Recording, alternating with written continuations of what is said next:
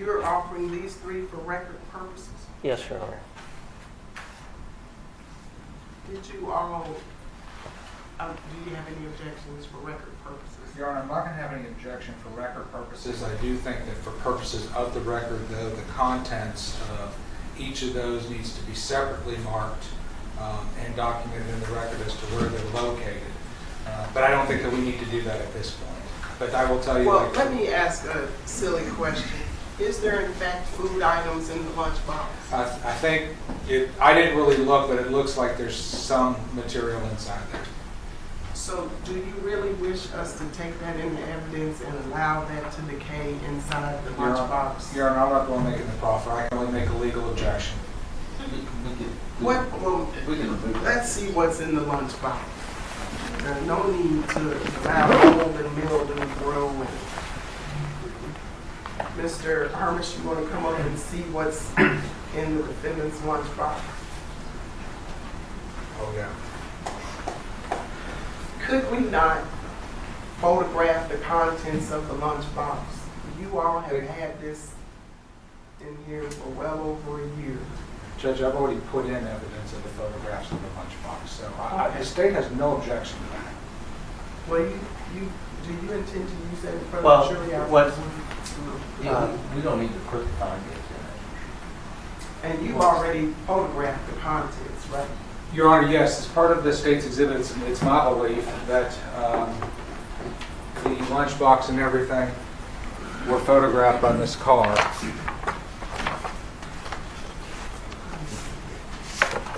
I'll look and see. I mean, if the contents of it are important, I'd have to look to see whether or not those photographs were admitted. If not, they were pre-admitted.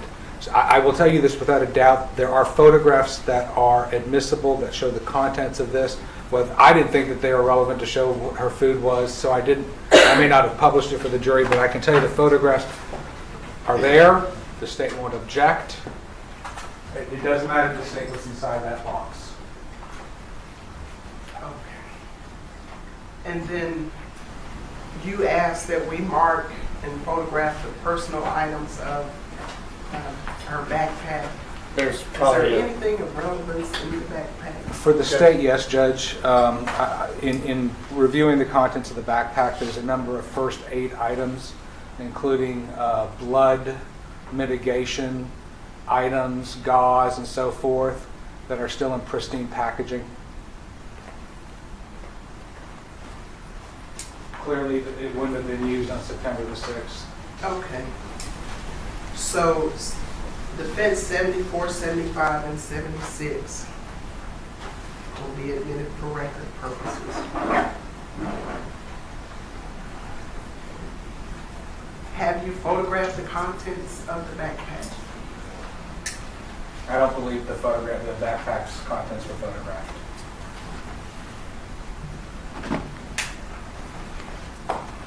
Okay. Well, those will all be admitted for record purposes. And Judge, when we put them in for all purposes at a later date, we'll just photograph it after it's in. Is that fine by the board? Yeah, absolutely, it's fine. I'm just concerned, we got limited storage space, and I don't see the need of creating a science experiment with the food items. No, we won't put that in. I'll put that in. But we can take that out now. Well, you might want to demonstrate she had a location, had lunch. No, we could demonstrate that photograph. well, Yes. Off the record, be sure the clerk is happy. We don't want to use the same record. Same for the step record.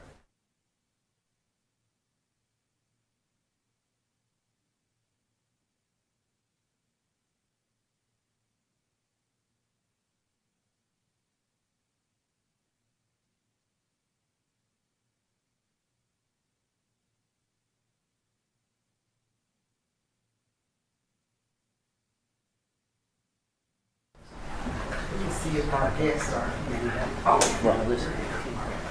Yeah. Okay. she can testify.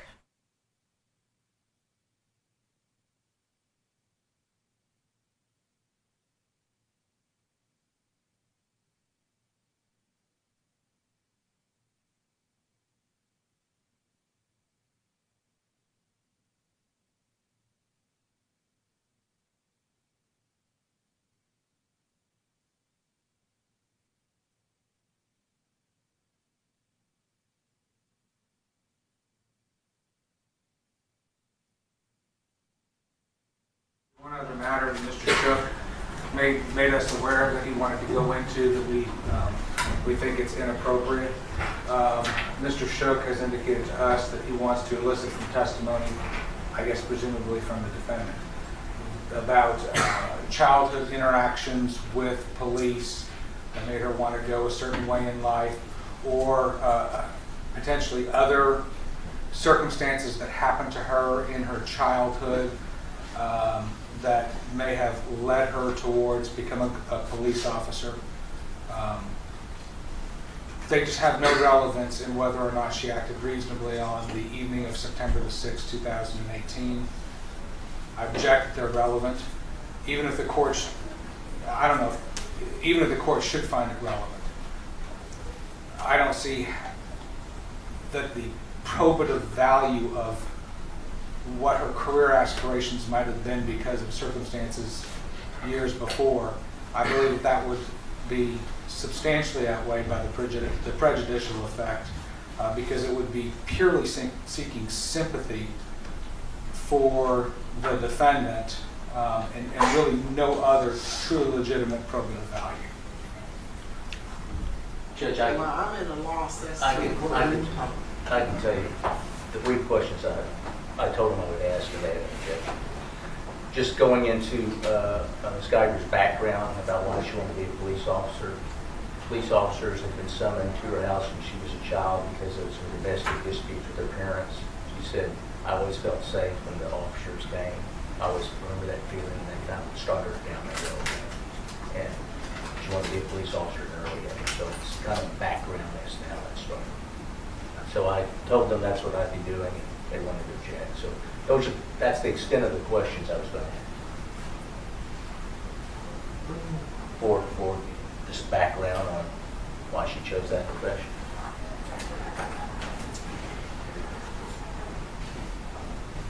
And you object as to relevance? Yes, ma'am. Relevance and under 403.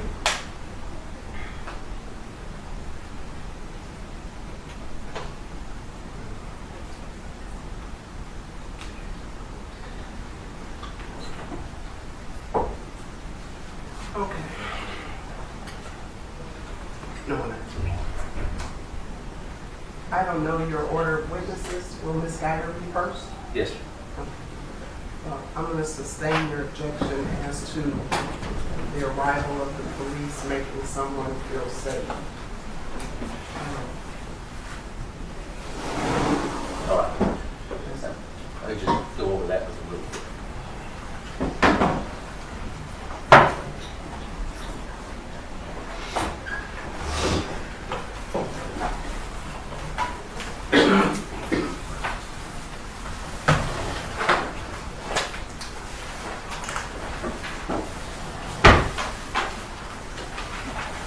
Are you both ready to proceed now?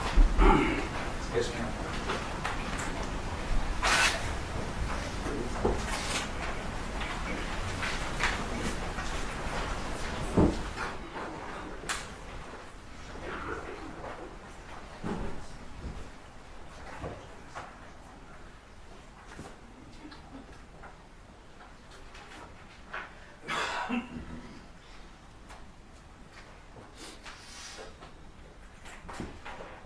All right.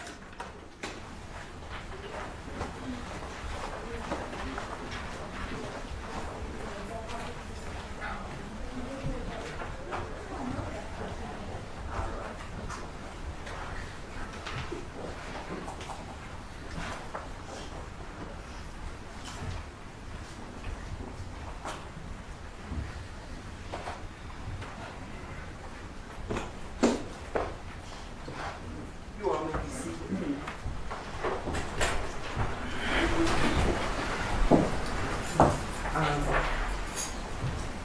Are those the exhibits you intend to use, or are we cluttering your witness stand? The state having rested, is the defense ready to proceed? Yes, Your Honor.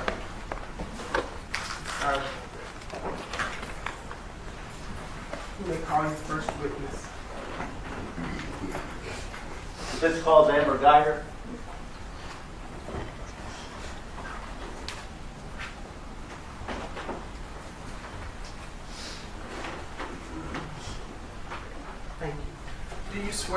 affirm that the testimony you will give will be the truth, the whole truth, and nothing but the truth, so help you God? Yes. Thank you. Please make yourself comfortable.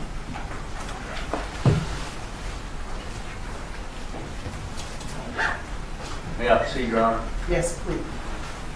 State your name for the record, please. Amber Renee Guyger. Amber, you're going to have to keep your voice up while you testify, okay? Okay. How old are you, Amber? 31. Are you married or single? Single. Have any children? No, sir. All right. Where were you born and raised? In Arlington, Texas. And do you have any brothers or sisters? I have one brother and one sister. Okay. Who's the oldest? My sister, Allie. Your sister, Olive? Allie, How much older is that? she's 38. 38? Yes, sir. Okay. How about your brother? How much older is he? He's 2 years older than I am. What's his name? David. What's he do for a living? He's in the Navy. How about your sister? She works at a restaurant. Okay. So you were the youngest. Yes, sir. When you grew up, were your parents living together? No, they were not. Okay. When you were, as a small child, were they living together for some time? Yes, they did for a little bit. What time did they separate? About when I was 5 years old. Okay. Who primarily raised you after that? My mom did. In Arlington? Yes, sir. Okay. Did your mother work? She did for like beginning when I was a child. Okay. Did she have a full-time job? Part-time job. How were y'all, the family, provided for financially? My dad helped out a lot with us. Okay. Was your mother primarily a stay-at-home mom when you were younger? Yes, sir. Okay. And what part of Arlington did you live in? In the east part of Arlington. Okay. Were you in a big house, small house? It was a small house. Tell the jury where you went to school and all. I went to elementary to Blanton Elementary, and then I went to Carter Junior High, and then I went to Sam Houston High School. Okay. And you graduated from Sam Houston High School? Yes, sir. Okay. When you were in high school, did you have any extracurricular activities? Yes, I did. What were those? I was in swimming, band, orchestra, and I played in a mariachi band. Okay. So you enjoyed music? Yes, sir, I did. What type of instruments did you play? I played violin and trumpet. Okay. When did you learn to play the violin? I started playing violin when I was in the 5th grade, and I picked up trumpet when I was in the 9th grade. Okay. So you were in the marching band and the orchestra, Yes, sir. and you also joined the mariachi band. Yes, sir. When did you join that? I joined it my junior year of high school. Okay. And what instruments did you play in the mariachi band? Violin, trumpet, and I sang. Did you continue that after you graduated? Yes, sir, I did. Did it for about 6 years. Some of the girls that were with us in high school, we started our own, and we just go to like quinceañeras, to Mother's Day, Father's Day, to birthday parties, and just perform. Okay. The neighborhood you grew up in and the school you went to, was it multiracial? Yes, sir, it was. All right. Let me talk a little bit about your other activities in high school. Did you begin to work when you were in high school? Yes, I did. Tell the jury what job you held while you were in high school. I worked at a retail store called Stephen Barry's in Arlington. And what did you do at the retail store? I was a retail associate and ended up working my way up to an assistant manager. How many hours did you work while you were in high school? It was full-time. Now, when you were growing up, you eventually became a Dallas police officer. Did you figure out what you wanted to be when you were a little kid? Yes, sir, I did. About how old were you when you started thinking about it? I was about 6 years old when I was young. Did you continue with that and still have that desire as you grew up? Yes, I did. Why did you want to be a police officer? I just wanted to help people, and that was the one career that I thought I could help people in. Okay. In high school, did you do anything to try to further your goal to become a police officer? Yes, sir, I did. I did ride-alongs with the Arlington Police Department. And after you graduated from high school, had you looked in or researched what you would need as far as background to apply and become a police officer here in Texas? Yes, sir, I did. And what types of things did you need to do before you became a police officer? I had to attain a certain number of college hours to apply to different departments. Okay. So after you're out of high school, did you start going and to try to achieve those college hours? Yes, sir, I did. Where'd you go? I went to Tarrant County Community College in Arlington, and then I went to UTA to finish, to do my degree in criminology. Okay. Did you move out of your house after you got out of high school? Yes, sir, I did. All right. How'd you pay for your school? On my own. Okay. Did you continue working at the sales job you had? No, sir, I did not. What did you do to earn money to go to school and to live on? I started working at TGI Fridays and was a waitress there for a lot of years. Okay. How many hours were you working while you were going to school? Full-time as well. 40 hours? More than 40 hours. Okay. And how many hours would you take at a semester usually? Full-time, 12 hours a semester. 12 hours? Yes, sir. All right. Once you started going to the University of Texas at Arlington, what was your major? It was criminology. Okay. How many hours did you eventually accumulate there at UTA? It was a little over 100 hours. Okay. You didn't get enough quite to get a degree though? No, sir. All right. Now, your research into hours needed, had you looked into the Dallas Police Department, how many hours they require? Yes, sir, I did. How many did they require at the time you applied? Yeah, it was about 45 hours. Okay. Did you make a decision then at that time to apply with the Dallas Police Department? Yes, sir, I did. And were you accepted? Yes, I was. When did you start at the academy? First day was November 6th of 2013. November 6, 2013. Yes, sir. How did it feel to get accepted to the Dallas Police Department? It was good. It was the one thing I've always wanted to do since I was little, and was happy I finally got to reach my goal. Okay. I want to talk with you a little bit about what you went through and what you learned at the academy, okay? Yes, sir.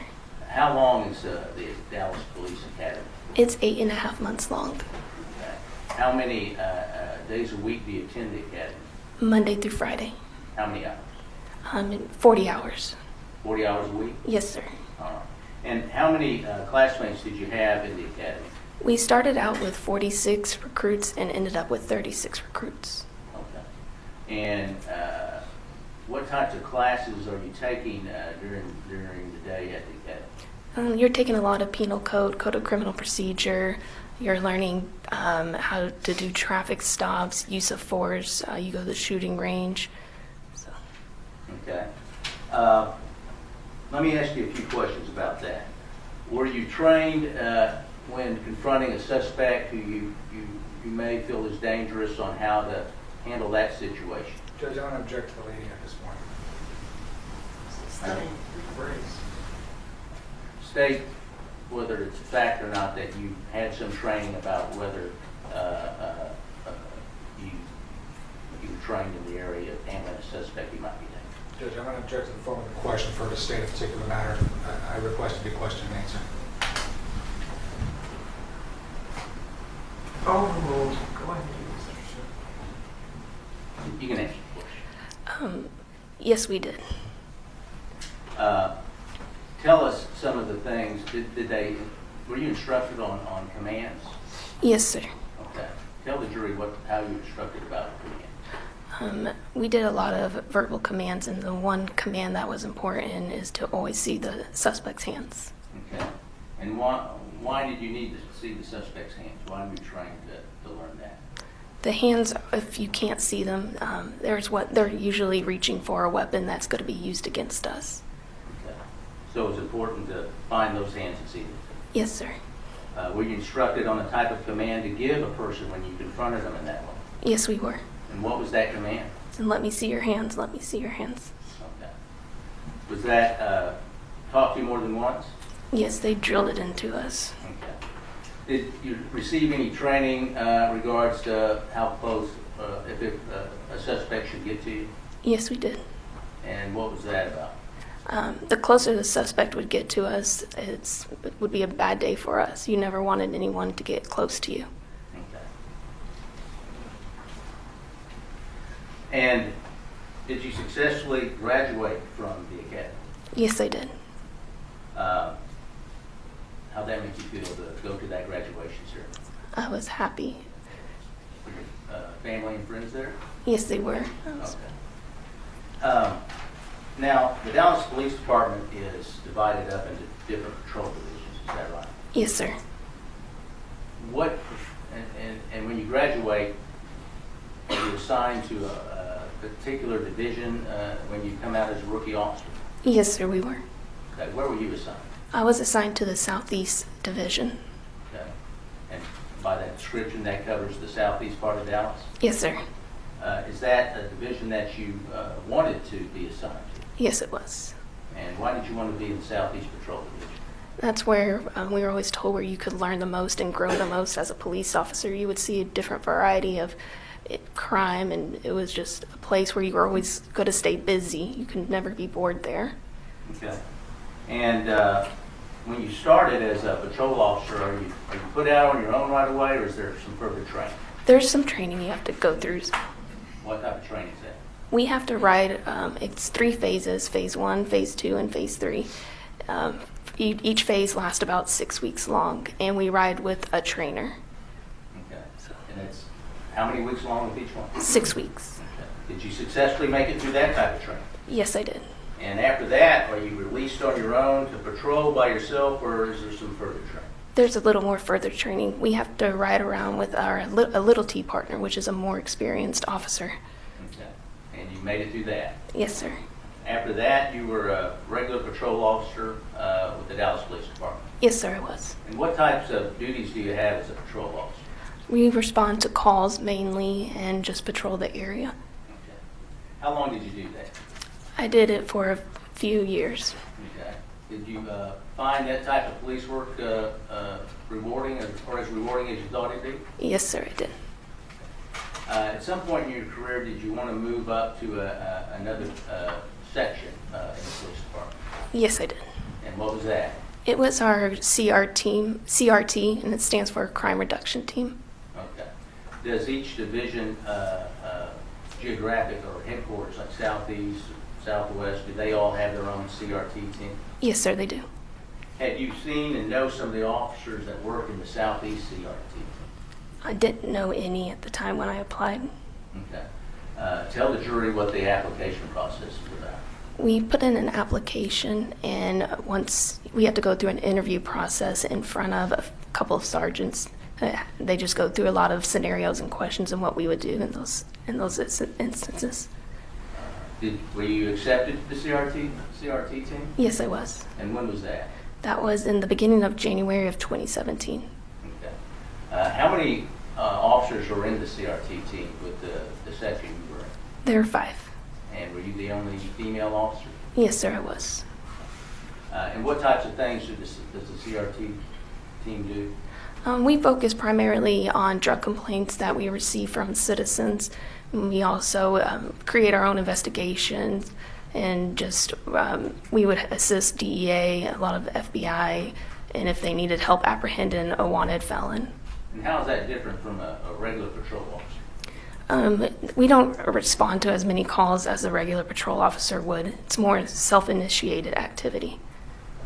Is it something different every day that you encounter on the CRT team? Yes, it is. Okay. Did you enjoy that? I did. All right. Now, you didn't know those officers real well when you joined, but did you quickly come to know them? Yes, I did. And do you often work as partners in the CRT team? Yes, we do. Did you partner up with different officers when you first got into the division? Yes, I did. And you met Martin Rivera. He was part of that team? Yes, sir, he was. And did you know him at all before you joined the CRT? No, I didn't. team? No, sir. Okay. After you had worked with some of the officers, did you have a desire to work as a partner with Officer Rivera? Yes, I did. And tell the jury why. He was the one officer that I looked up to, that he had a lot of experience, and I felt comfortable and safe around that we could find stuff and create our own work. Had he been in the CRT, or was he the oldest officer on that team? Yes, sir, he was. And had the most experience? Yes, sir. Okay. And did y'all begin a close working relationship? Yes, we did. I'm going to object again to the ongoing leading. Please don't leave, Mr. Sugar. As partners, how long would y'all stay together during the day, during the shift? 8 hours a day. Spend a lot of time together. Yes, we did. As far as Martin Rivera goes, did y'all develop an even closer relationship? Yes, we did.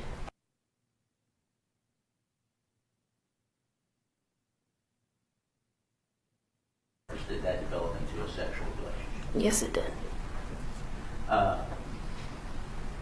Did people know about that? No, not many. Did you not want people to know? I did not. Why? I was embarrassed because he was married. And as far as the sexual relationship, is that something you engaged in, sex with Martin Rivera on a daily basis or an oftentimes? It wasn't that often. How often would you say it is? Maybe once a month. Okay. Did y'all start texting each other, sending each other sexually explicit photos?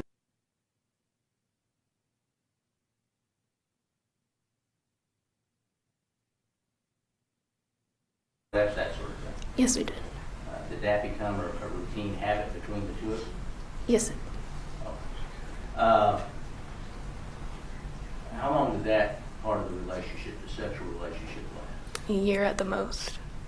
Do you remember the exact time of when the sexual part of the relationship, the sexual relations ended? No, it had to be either late 2017, early 2018. You don't remember it exactly? No, I do not. And why did that part of the relationship come to an end? I knew it was morally wrong. I didn't want to hurt anybody, and I knew it wasn't going to go anywhere. Okay. Did you remain close to Martin Rivera? Yes, we did. Did you continue these sexual flirtations, texts, photographs? I did. Did you, were you still working in the same relationship as partners? Yes, sir. On and off. Describe that, how that worked, how often you worked or how often you worked with the other officers. I would ride around with other officers, some of the guys, Justin, Mac, and Bruce, on the CRT team. Now, where were you living in early 2018? I was living in Uptown Dallas off McKinney Avenue, Living with anyone or just by myself. did you have any pets, anything like that? I did. I got my dog Ranger. He's a little Yorkie in 2018, What part of 2018? the beginning of 2018. When your lease was about to be up, did you make a decision about whether you were going to stay in that place or go somewhere else? I wanted to go somewhere else. Okay, tell the jury why. I was a courtesy officer at the place in Uptown, and I decided I just got tired of responding to loud music calls, and we would constantly have to patrol the area, so I decided I didn't want to do that and just wanted some freedom. Tell them a little more what a courtesy officer is. Courtesy I'm officer, going to object to the relevance. You can answer. courtesy officer, we just respond to a loud music complaint that a resident would put in, and there would be a lot of break-ins in the garages, so we would have to report those and do a report on them. Did you get a benefit from being a courtesy officer? Yes, they would give us a discount on our rent for doing that. So you decided that you were going to go someplace else. Yes, I did. And where did you decide to go? To the South Side Flats. Why did you choose the South Side Flats? It was close to work, didn't have to drive as far. Okay. And when did you move in there? It was mid-July of 2018. The apartment number you lived in was what? 1378. We've seen the floor plan for that. It's been put in that Yes. one bedroom apartment. Yes, sir. And who did you live there with? Just my dog. The photographs we've seen of the evidence of your apartment, is that how it was always furnished? Yes, sir. After you moved in there, did you encounter some problems with some crime problems with the South Side Flats or the area around it? Yes, sir. Did you do any research on that? I did. I would look, whenever I would go to work, I would just look at the crime or what was happening in that area. Okay. And what types of things did you see in that area? There would be a lot of robberies and a lot of break-ins in that area. Okay. Did you ever encounter people on the property that gave you some concern at times? Yes, I did. There would be a lot of times when I was driving into work that there would be people or like homeless people passed out on the patio chairs in the pool area. Any idea how they were able to gain access? They would jump the fence. It wasn't that high of a fence, so that's how they would get in. Okay. How about with your dog? Did you ever have to take him outside the property? I did. And when would you do that? I would do it every morning. I would wake up and when I got home from work and whenever I would get ready to go to bed. Okay. Did you have any safety concerns about that? I did. And what precautions did you take? I would carry a pocket knife with me when walking him. I want to talk to you a little bit about your routine when you were living at the Southside Flats, okay? What time would you usually go to bed? Around midnight. And what was your work schedule? What days would you usually work? I worked Monday through Friday, 8 to 4. Okay. Did you also work a part-time job? Yes, I did. And when was that? That was Sunday mornings, and it was at First Baptist Church, and that would be from 8 a.m. to 1 p.m. Okay. Did you do that every Sunday? Yes, sir. All right. So what would be your usual day off then? Just Saturday. You could have had Sunday off, but you chose to work an extra job. Yes, sir. Did your duties as a CRT officer in that team, did you sometimes work overtime? Yes, we did. That wasn't unusual. No, sir.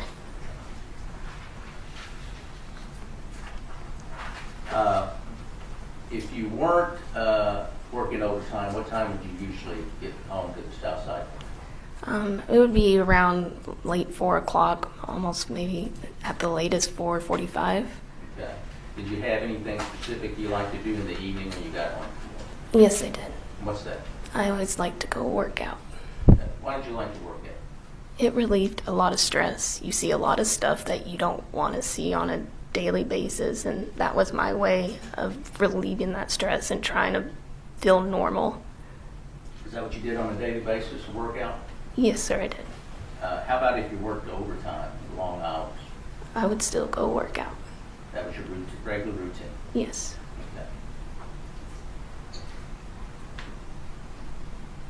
Okay. Let me ask you this: when you would go to the Southeast substation, what route would you take? I would just go on Lamar Street, and I would turn left onto Corn the Street until I got to Cesar Chavez, and that's whenever I would jump on the ramp to 175. Did you take the same route to and from work every day? Yes, sir, I did.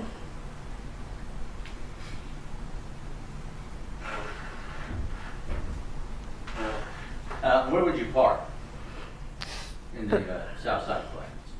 I would park on the 3rd floor. Were those floors clearly marked as the 3rd, 4th, 2nd floor? No, sir. Did you have a specific area you like to park in? In the front area of the parking garage on the 3rd floor. Okay. And when you park, how would you get to your apartment? I would walk through, I think it's considered the south hallway of the apartment complex. Are those the hallway we've seen on the photographs that have been entered into evidence? Yes, sir. When you would go down that first long hallway and take a left, how did you know when you were coming to your apartment? When turning left, there's a guardrail, a wooden wrought iron guardrail, and it looks over the balcony of the courtyard. Okay. And why is that a landmark? That's where I know my door is. Okay. Is it near that balcony? Yes, sir. What side of the hallway is it on? It's on the left-hand side. Okay. As you're walking towards it, it is on the right hand or left hand side? The balcony's on the left hand, Okay. And then your apartment is where? on the right hand side. That's 1378. Yes, sir. I want to turn your attention to the week where Thursday, September 6, 2018. Okay? Yes, sir. All right. Let's start at the first of the week. Did you work your extra job on that Sunday? Yes, sir, I did. That Monday was that was a holiday, I believe. Yes, sir. What holiday was that? I believe it was Labor Day. Okay. Did you work that day? Yes, sir. And we have the records and evidence. You worked all the way through Thursday, is that right? Yes, sir. You worked overtime on some of those days? Yes, I did. How much overtime did you work on? By the end of Thursday, I believe I was at 44 hours. Okay. That's something that would often happen when you worked in that division? Yes, sir. At some point during the week, had you made a request for some time off? I did. Tell the jury when you made that request. I made it earlier in the week. I wanted to take off the Friday. Okay. So that was your plan, to take off Friday? Yes, sir. Let's talk about that day, September 6th of 2018. Was anything going on in your apartments, or you've been alerted to something that might happen in the apartments that week?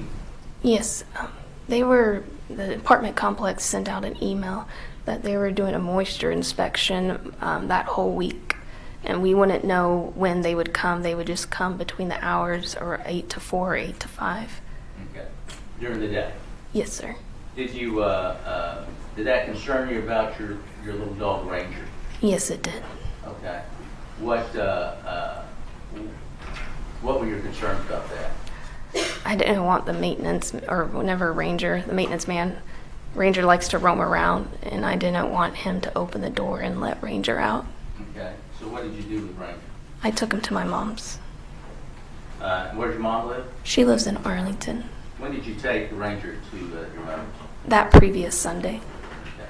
So he wasn't there that week? No, sir.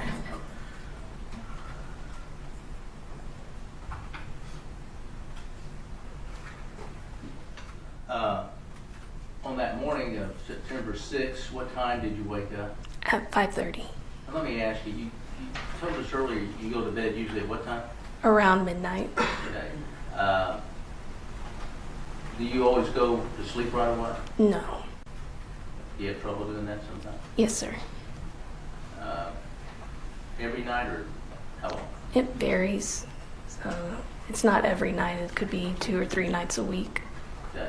How long does it take you to get to sleep sometimes? A few hours. Are you able to catch up on that sleep sometimes? Yes, sir. When do you do that? I usually do it on Saturday mornings. On your day off? Yes, sir. You got up at your regular time that day? Yes, sir. What time did you leave for work at the Southeast substation? It was around 7:20 a.m. Okay. When you left, did you tell the jury how you left your apartment? I drove out the garage. No, before that, your actual apartment, the apartment. Oh, I would leave and lock my door. That was your normal routine? Yes, sir. Would you make sure the door was locked? Yes, sir. Did you ever have any trouble locking the door? There were times when you do have trouble locking the door. What type of trouble? You would put the key in, and even though you would turn it, it wouldn't lock all the way. And you would have to pull the door and work with it to make the deadbolt go into the key. On that day when you left it, was it your normal routine to make sure that door was locked? Yes, sir. Or was it locked in? Yes, sir. Do you leave your lights on or off? I turn them off. How about your TV? Do you leave that on or off? Off. So you left around 7:30 and then went to work. Yes, sir. What did you do when you first got to work that day? I got on the computer and did some research of what crime was going on and what we could start on something that day. Okay. And as you progressed through the day, were you assigned with the other officers to go somewhere? Yes, we were. And what was that? We were assigned to go help the SWAT team help locate these robbery suspects that we have been looking for. Are those some suspects that you and others on the team had already been working on? Yes, they were. Okay. What new information did y'all get that caused y'all to have to meet with SWAT that day? We got notification that they received a ping and located 3 of the suspects. Is that a ping? Is that how they find someone through a phone? Yes, sir. Do you remember about what time you and your other officers met up at SWAT? It was around 12 o'clock, 1 o'clock. Okay. And where was that location in Dallas? It's at the Central Substation in downtown Dallas. Was a plan given to you at that time about what your role in this operation would be? Yes, it was. And what was your role going to be in the other CRT officers? We were the ones responsible for the perimeter around the area in which SWAT would be serving the warrant. Okay. After you were given the plan, what happened then? We followed SWAT to the location, which I believe was on Elsie Faye Hagen's. Okay. Once you got there, what did you and who were you working with a partner that day? I was working with Martin. Okay. What did y'all do once you arrived at that scene? We parked on the street on perimeter, so we wouldn't allow traffic or any people to walk in front of the area in which SWAT was serving the warrant. Okay. Is this where SWAT went charging in, or did they try to get the suspects to come out? They tried to get the suspects called out through a microphone, so they wouldn't have to force entry into the place. Okay. Now, are these the same suspects that you had been working on with your team? Yes, sir. And what did you know about these particular suspects? That they were armed and very violent. Okay.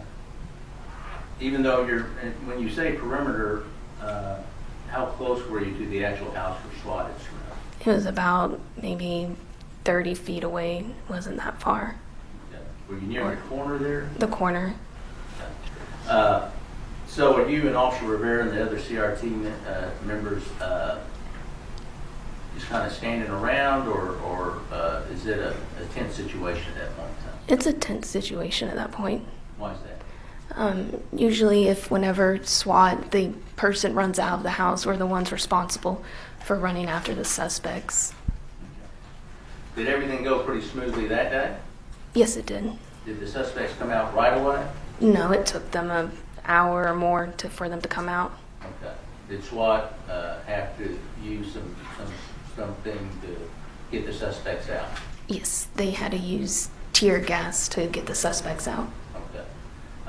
Did the tear gas bother you in any way that day? No, sir. All right. Once they brought the suspects out, what happened next? All of our CRT guys were responsible for transporting the suspects to headquarters. Okay. And did you do that? Yes, I did. Okay.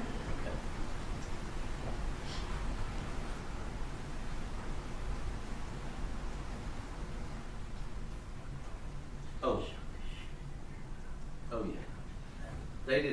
The SWAT officers didn't charge him with the tear gas. How did that happen? I believe, I'm not too familiar with how they do their procedures on tear gas, but I know they throw it in there. Okay. All right. So y'all made it down to headquarters where they'd be interviewed? Yes, sir. And where's that headquarters? That's located at Jack Evans off of Lamar Street. Is that close to the South Side Flats? Yes, sir. Once y'all got at headquarters, what happened then?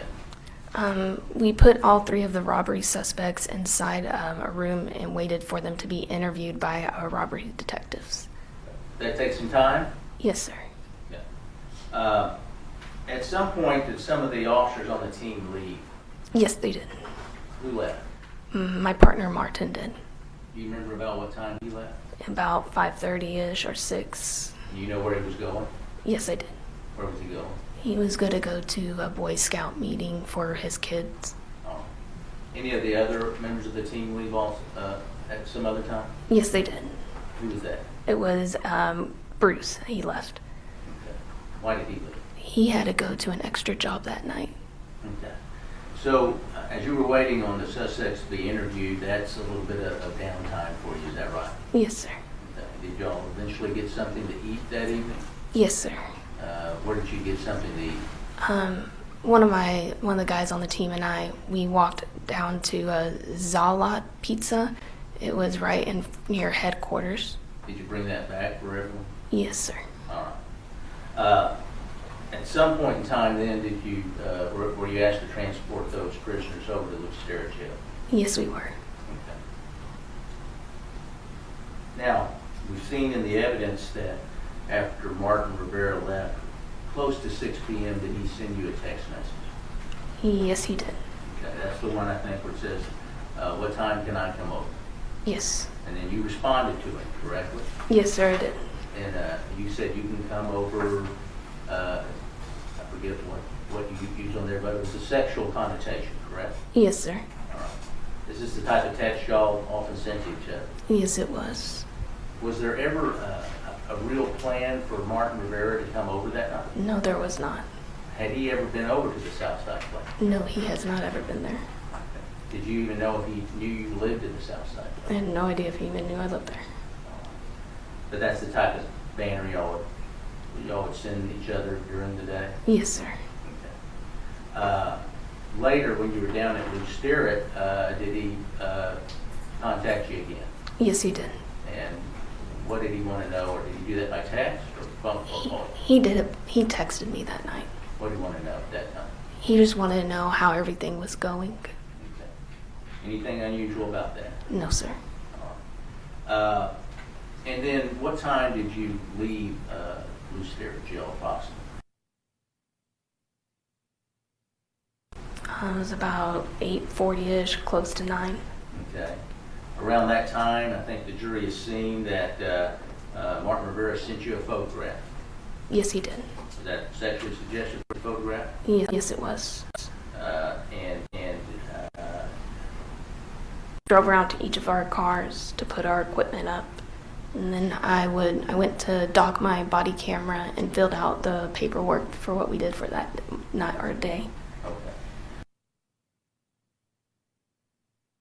One of the texts that you sent Martin Rivera talked about you being sleepy. Yes, I did. I think it actually says sleepy. Yes, sir.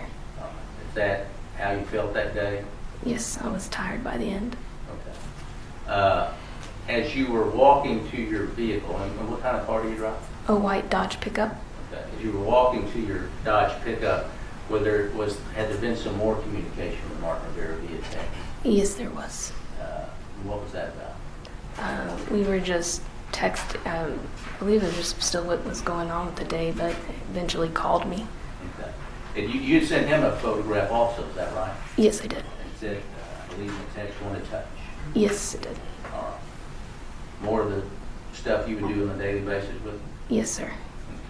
Okay. When he called you, what were you doing? What were you doing? I was driving, I was leaving Southeast and driving home. Okay. And that conversation lasted some time. Yes, it did. What did y'all talk about? We talked about what happened throughout the day and what we did with the suspects. He wanted to know if they confessed to any of the robberies, and then I was asking him about what his Boy Scout meeting and everything went with his kids. Did y'all often have these types of conversations? Yes, sir. Would you usually call him or would he call you?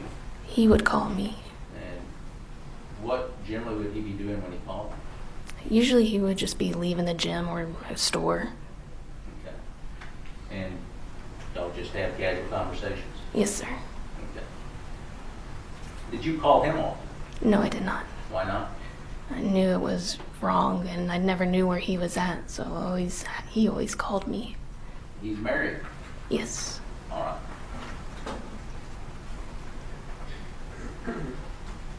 Did you, as you drove while you were talking to Martin Rivera, did you go the same way you always do back to the South Side flat? Yes.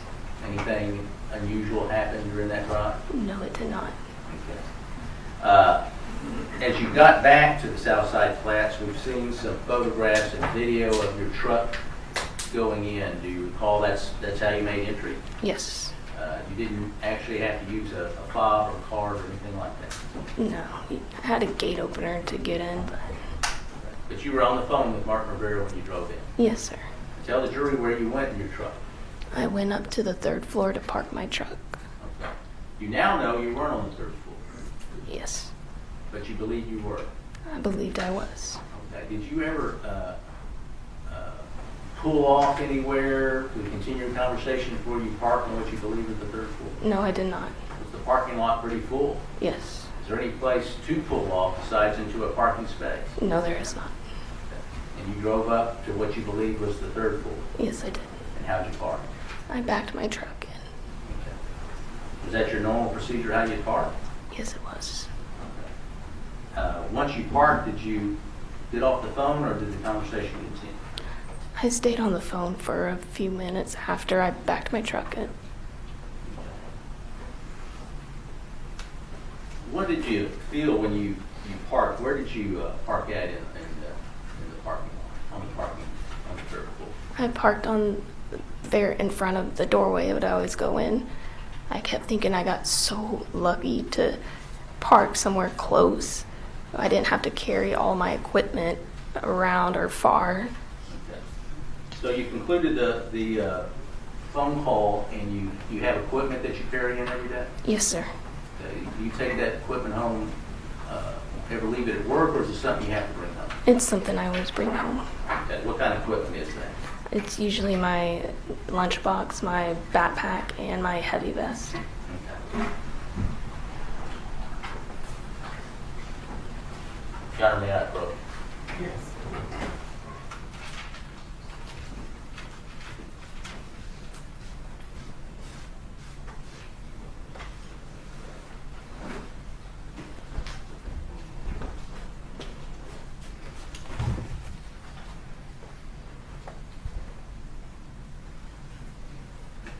All right, I want to show you 3 items that are marked Defendant 74. You recognize that? Yes, I do. What is that? That's my heavy vest. Okay. Oh. Yes, that's my heavy vest. Okay.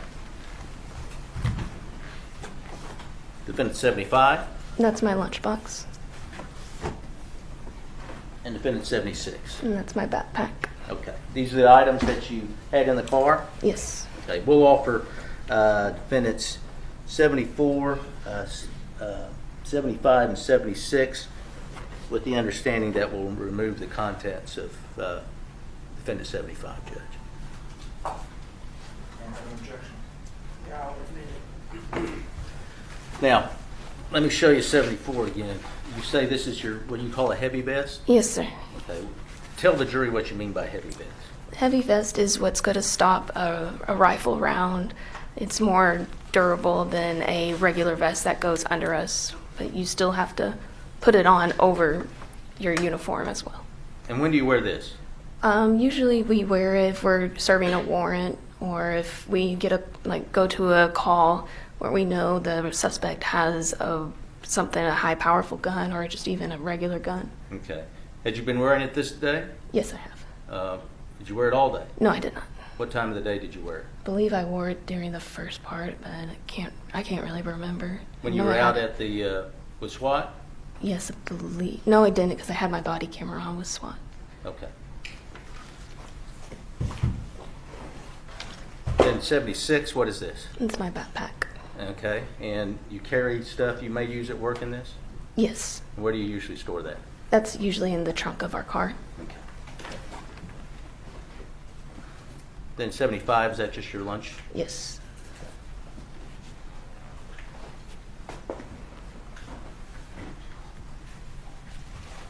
How heavy is this? That's about 30 pounds. Okay. And that's defense 74. Yes.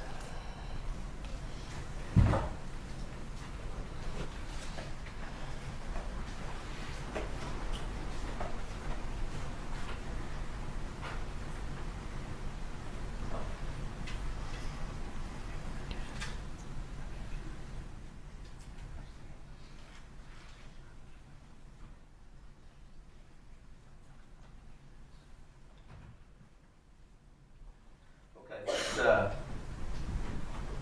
let's talk about when you were leaving the truck.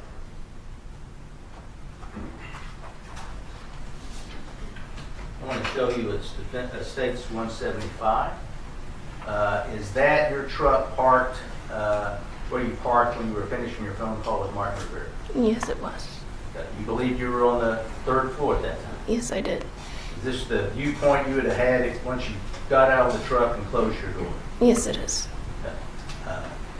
And stage 25, is that a view of the truck as it was parked looking back from the doorway? Yes, it is. Okay, we can see the parking spot is pretty cool. Yes, it is. Please don't leave, Mr. Sherman. I'm sorry. Sustain.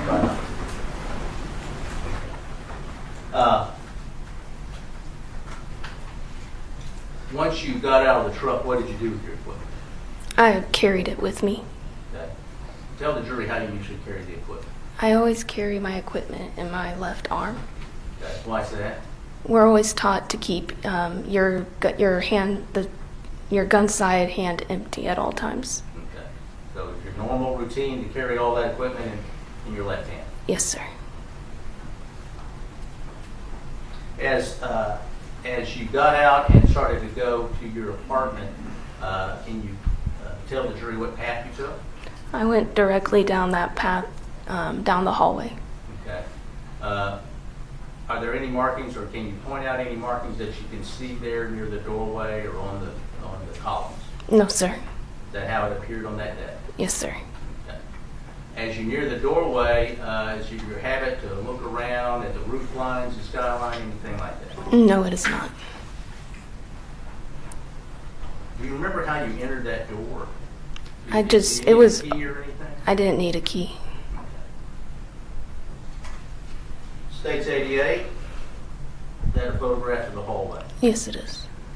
That's how you proceeded down the hallway? Yes, it was. Did you encounter anybody? No, I did not. What was your state of mind as you went down that first long hallway? I was just ready to go home. Just As you turn left, you go down another hallway, is that right? yes, it is. Look at States 92, is that the other hallway? Yes, it is.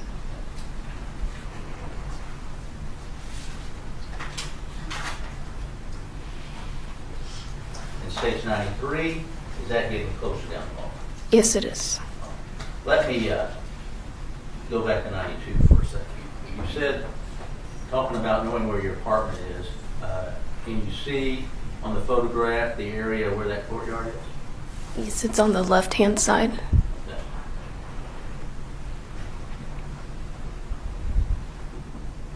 Down in, well, I'll just point out here, down in this area, we see some police tape, but down on the left side. Yes, by that guardrail. These columns here, do you know what they are? Those are emergency doors, or they're these metal doors that shut. They're open now. Yes. All right. And States 93, is that a closer view of where the courtyard is? We see that over here. Yes, sir.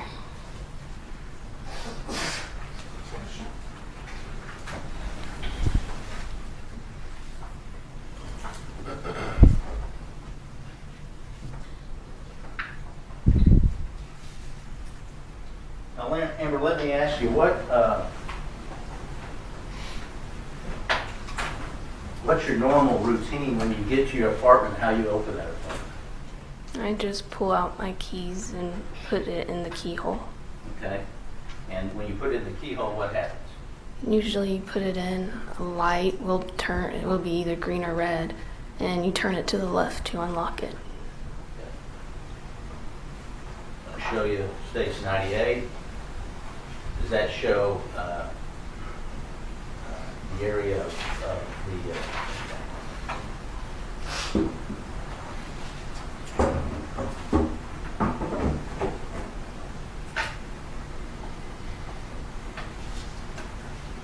does that show where the key goes in and also the handle? Yes, it is. Now, when you're going home, you always have this equipment in your left hand or left arm. Is that right? Yes, I do. Okay. So how do you operate the key into the door? I just put it into the keyhole, turn it left, and then I would open the door handle, or pull the door handle down and just push the door open. All with your right hand? Yes, sir. Okay. So you have to put the key in, get it to unlock, Yes. and then use the handle. Yes, sir. Okay. And all the time you're holding your equipment, is that right? Yes. And obviously you have to turn this handle to open the door and get it open. Yes, sir.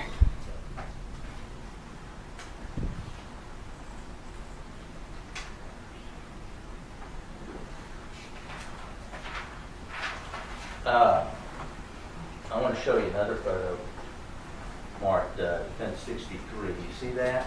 Yes, sir. Okay, that's a measurement from the ground up as to the height of where that key goes in. Yes. 64. You see the number there? Yes, I do. What's that? 43.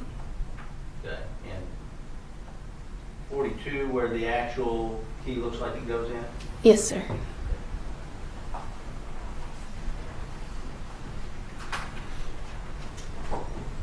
Yeah, approach again, Your Honor.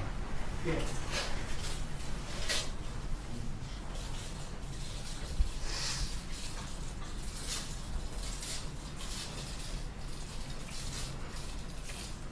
Okay.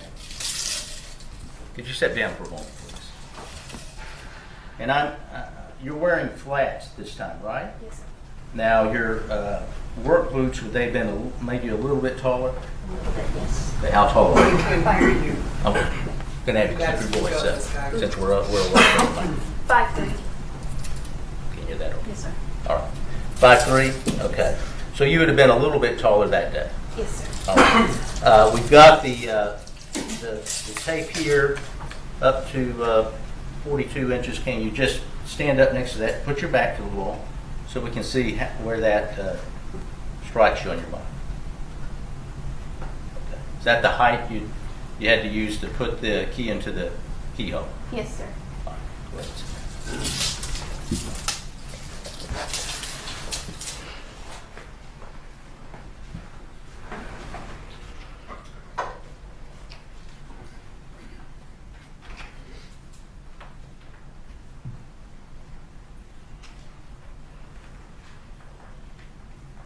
Okay, Amber, let me ask you this.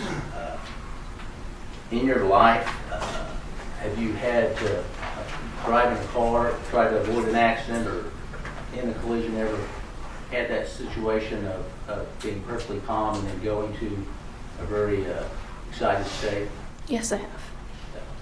Can you tell the jury when that's happened to you in the past in those situations, what happens to your body? I think, Judge, I'm going to object to previous conditions or previous circumstances. What is irrelevant in this case is going to be what happened on September the 6th, so I object to the relevance. Can I see the attorney?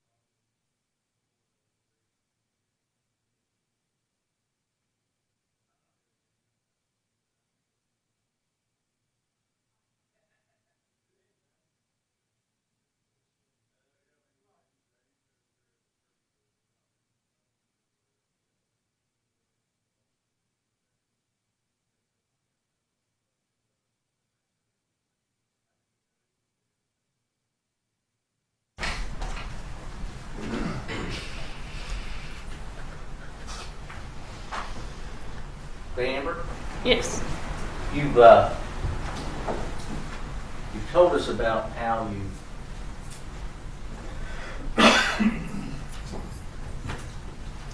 normally open that door.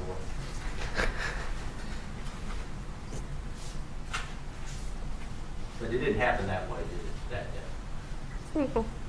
Okay. I'm going to, I want to go through a few things that happened at that door and in that room with you now, okay?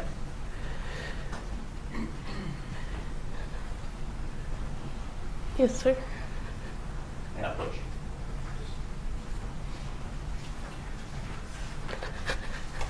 And I'm going to need you to step in.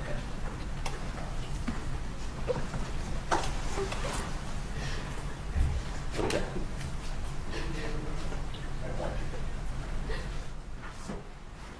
Stand right here. Okay. First of all, when you were walking down that hall, I want you to show the jury how you carry this equipment, okay?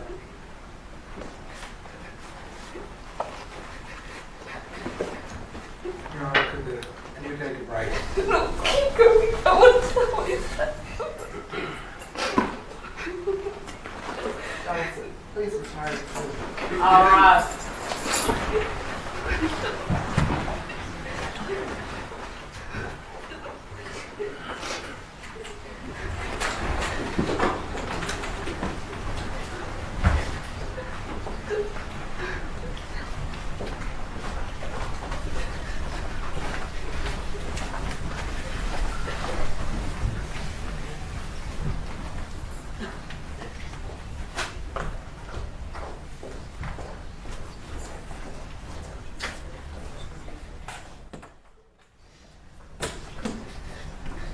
We're gonna take about a 10-minute break. You all may be seated.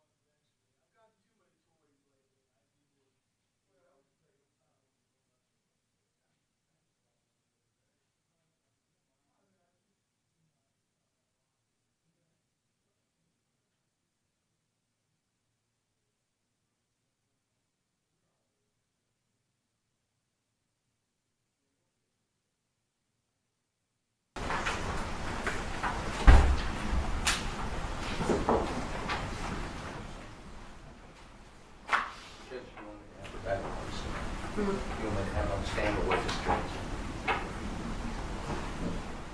You can wait. Okay. Good, where you sit, I have her stand.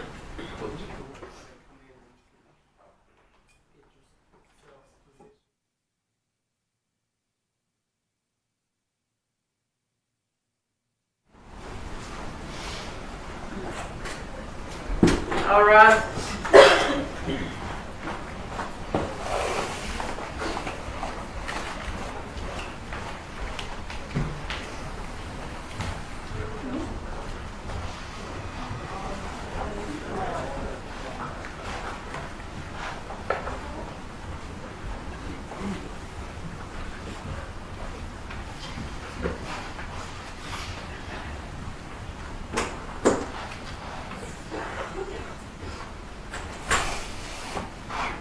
You all may be seated. Mr. Sherwood, you may resume your examination of this guy.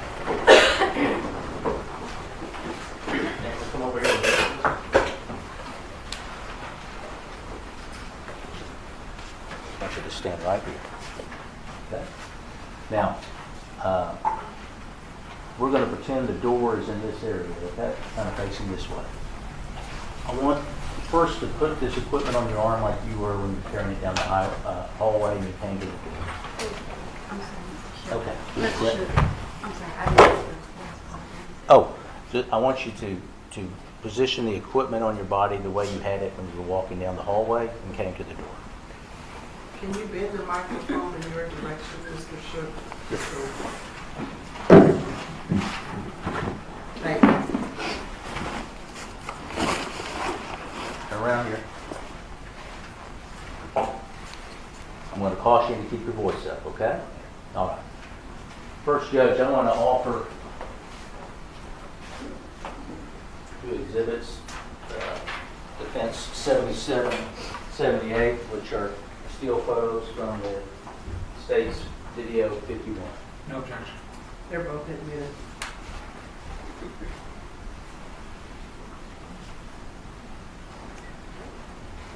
Amber, as you came up to the to your door, I want to, and your door will be right here. I want you to show the jury how you took your fob out and went to put it into the keyhole. No objection, I can't hear. You're going to have to keep your voice up. I always keep my keys in my front right pocket. When I was approaching the door, I would grab out my keys and walk up to the door where I know where the lock is at and insert the key fob into the lock. And is that what you started to do on that time? Yes, sir. Okay. As you inserted the key or started to insert the key into the lock, did you see anything wrong with the door? I saw it was cracked open. Okay. Keep your voice up. It was cracked open. Okay. And that's as you're putting the key in? Yes, sir. And when you say cracked open, you see the exhibit on the monitor. Okay, you remember that video when they showed how the door didn't close? Now this is from the inside. Were you viewing the same type of situation with the door from the outside? Yes, I was. Okay. As the key goes into the keyhole, that's when you saw the door? Judge, I'm going to object to the leading again. Sustained. Did you see anything else or notice anything else at that point in time? I heard moving around inside my apartment. What type of moving around? Like loud shuffling, someone walking. Okay. What happened when the key actually went into the keyhole? It forced the door open. Normally, you have to unlock it and turn it over. Yes, you did. Judge, again, I'm going to object to the leading. Judge, I'm just trying to reorient from the prior testimony so we can get through this. But you cannot leave, Mr. Shook. Okay. What do you do normally? When I come home, I just put the key into the keyhole, and then I turn it to the left, and then I unlock or use the door handle and turn it down and push open the door. And what happened this time? What happened was I put the key into the lock. I see that it's cracked open, and at the same time, I'm hearing this moving around.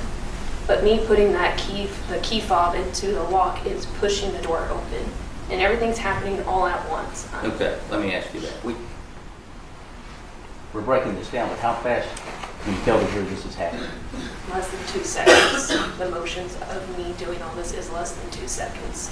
Tell the jury what you felt inside and what you felt in your brain when you saw those three things happen. I was scared to death. How quickly did that happen? Less than 2 seconds. It was quick. Okay. Why were you scared? I thought I came home and they're inside my apartment. And that was alerted me on this. Your heart rate just skyrocketed. This feeling you never want to feel again. Your Honor, if the demonstration is over with, I'm asking can we go It's back? not over, Judge. I'll sit down when it's over. Okay, let's go through the demonstration and we can do the discussions later. Can I Yes. refrain from being interrupted? Well, if Could you he instruct feels him? the need to object, he I has the understand. right to object. Your All right. next question, Mr. Shook.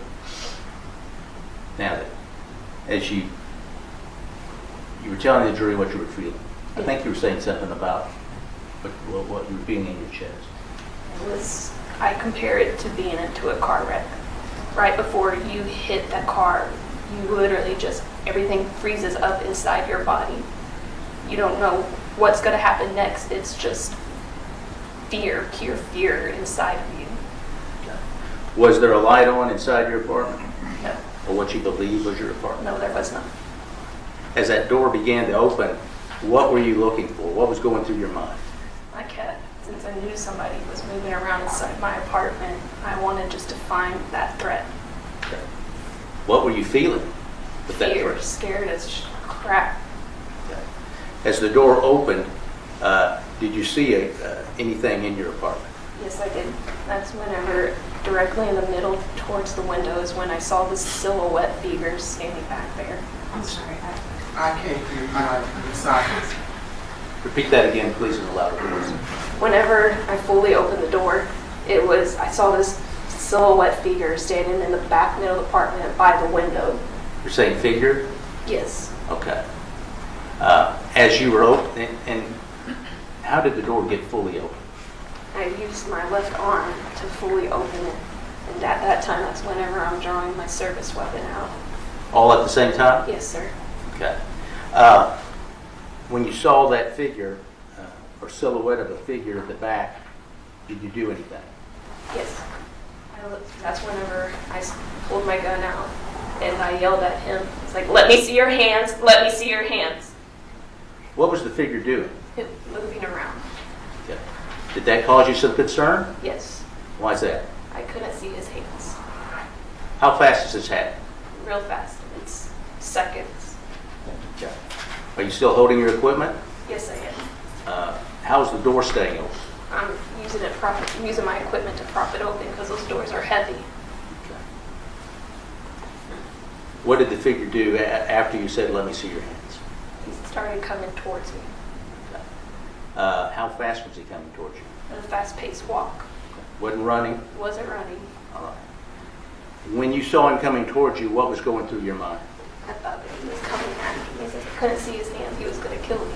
Did you hear anything as he was walking towards you? There was a loud yell. He was yelling, hey, hey, hey, in an aggressive voice. Okay. I'm going to let you put this down.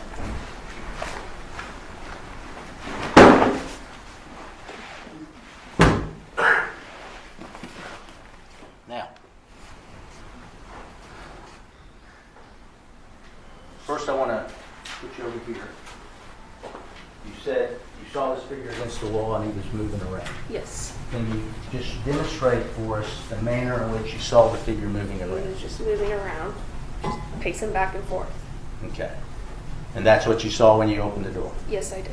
Okay.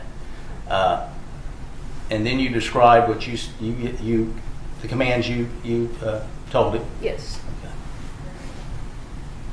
Okay. I want you to imagine that you're at, where exactly were you inside the apartment? I was at the doorway. I remember feeling that silver bottom thing on my feet. Okay. So you're at that area, this is the doorway. And we talked about this before, haven't we? Yes, sir. Okay. Now, this general area in here, do you feel that's the area as close as this figure got towards you? Yes, sir. Okay. Do you know the length of your apartment from the front door to that back where the figure was is how far? 30 feet. Okay. And I showed you a mark of this about right here. Yes, sir. Okay. Now I want you to first tell the jury exactly how loud you said, let me see your hands. I said, let me see your hands, let me see your hands. And you had the gun pointed. Yes, sir. And the figure was moving around as you described. Yes, I have my gun pointed, and I'm saying, let me see your hands, let me see your hands. What were you focused on? Him. Just him? Yes. And then he began coming towards you. Yes. And as he became coming toward you, that's when you heard him speak. Yes. Okay. I'm going to do that now, all right? Yes, sir. Hey! Hey! Hey! And that's at that point whenever I shot. Somewhere in this area. Yes. When you shot, what happened? He fell down. Go ahead and take a seat.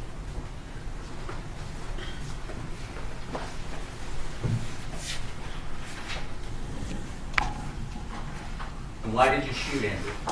I was scared he was going to kill me.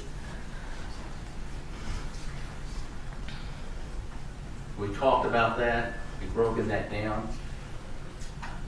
Did it take that long, is what you walked through? No, sir. It was much quicker than that.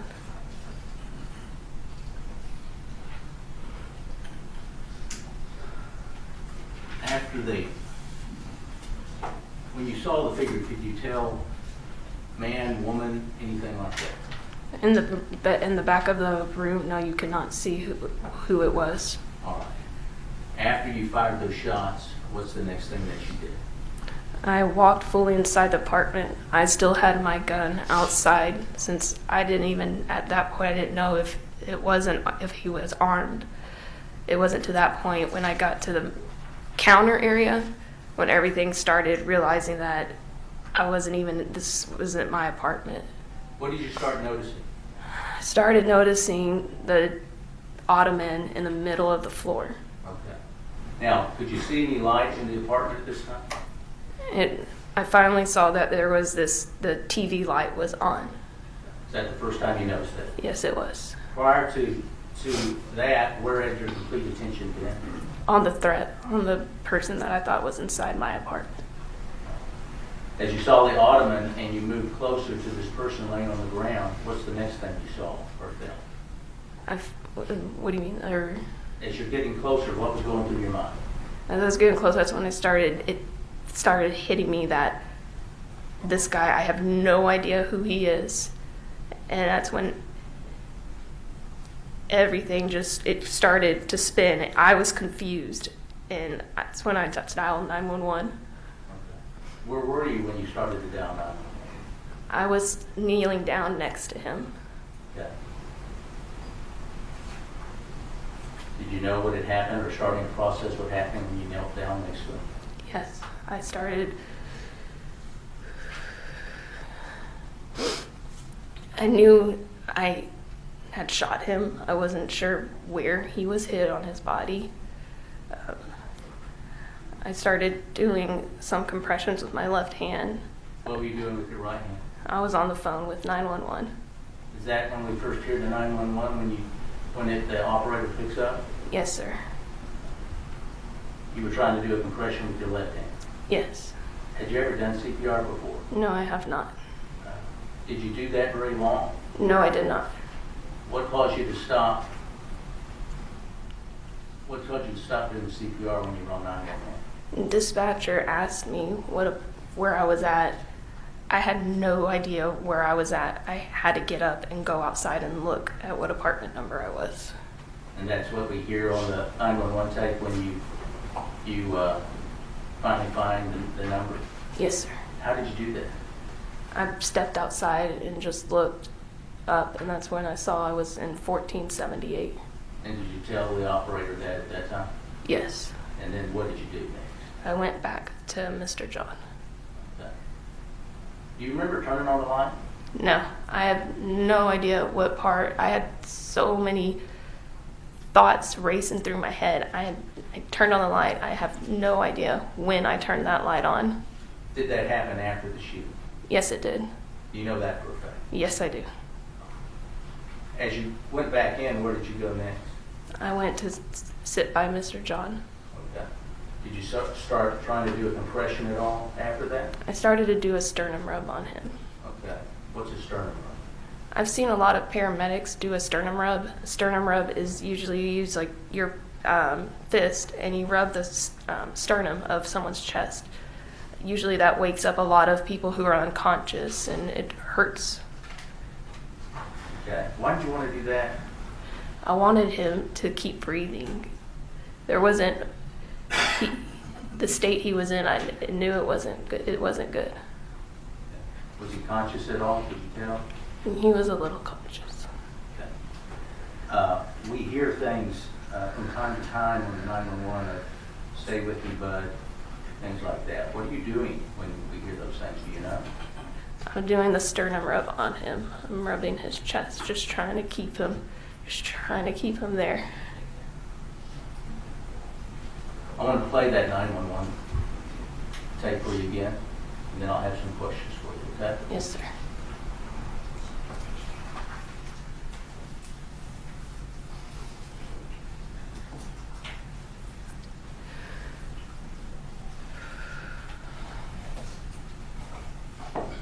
Just, what is this car number? Is your emergency? Hi, this is off-duty officer. Can I get my name? I'm in number. What's your address? Do you need police and more or just EMS? Yes, I need both. Okay, what's the address? I'm at apartment number 1478. I'm in 1478. And what's the address there? It's 1210 South Lamar, 1478. Yes. What's going on? I'm an off-duty officer. I thought it was in my apartment, and I shot a guy thinking it was my apartment. You shot someone? Yes, I thought it was my apartment. I'm fucked. Oh my god. I'm sorry. Okay, and where are you at right now? I'm in, what do you mean? I'm inside the apartment with him. Hey, come on. What's your name? I'm Amber Guyger. I need to get me, I'm in, Okay, we have help on the way. I know, but I'm with my dog. I thought it was my apartment. Okay, Hey, man. hold on. Fuck. Okay, stay with me, okay? I'm going to need supervisor. Hey, bud. Hey, bud. Hey, bud.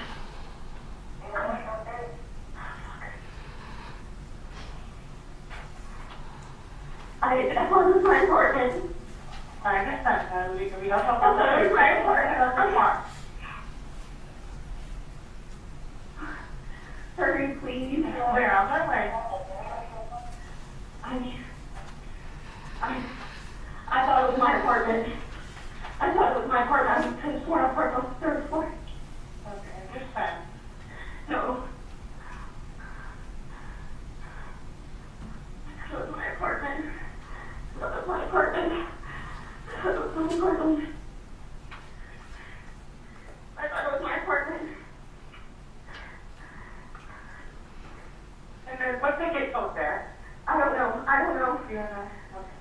I thought it was my apartment. They're trying to get in there. We have an officer there. You don't know the gate code? No. I thought it was my apartment. I thought it was my apartment. Okay, and what floor are you in right now? The fourth floor. Fourth. Hey, bud, they're coming, they're coming. I'm sorry, man. Okay, where was he shot? He's on the top left.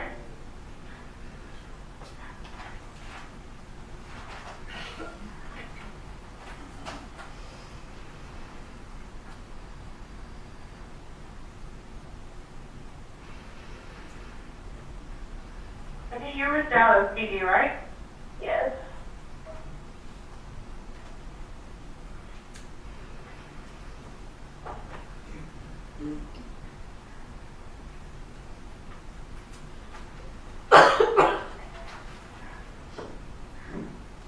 Oh my god, I'm dead. I didn't mean to. I didn't mean to. I'm so sorry. Hey, bud. They're trying to get there to you, okay? I know. Is it okay, bud?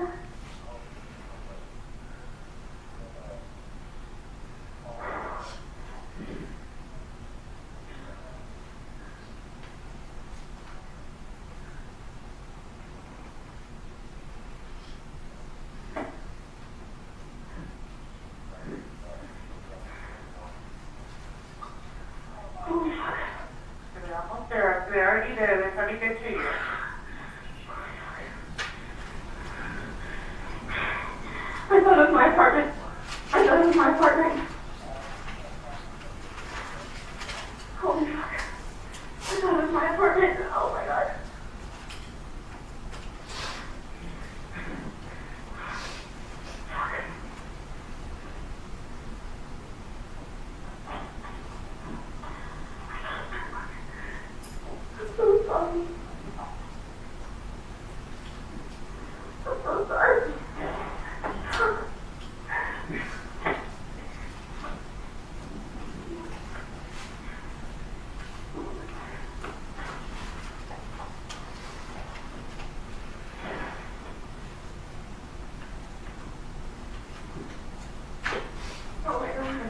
trying to get back to you. Do you hear them? Do you see them? No, no.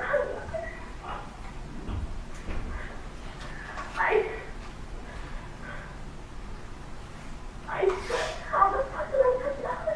How did I see this one?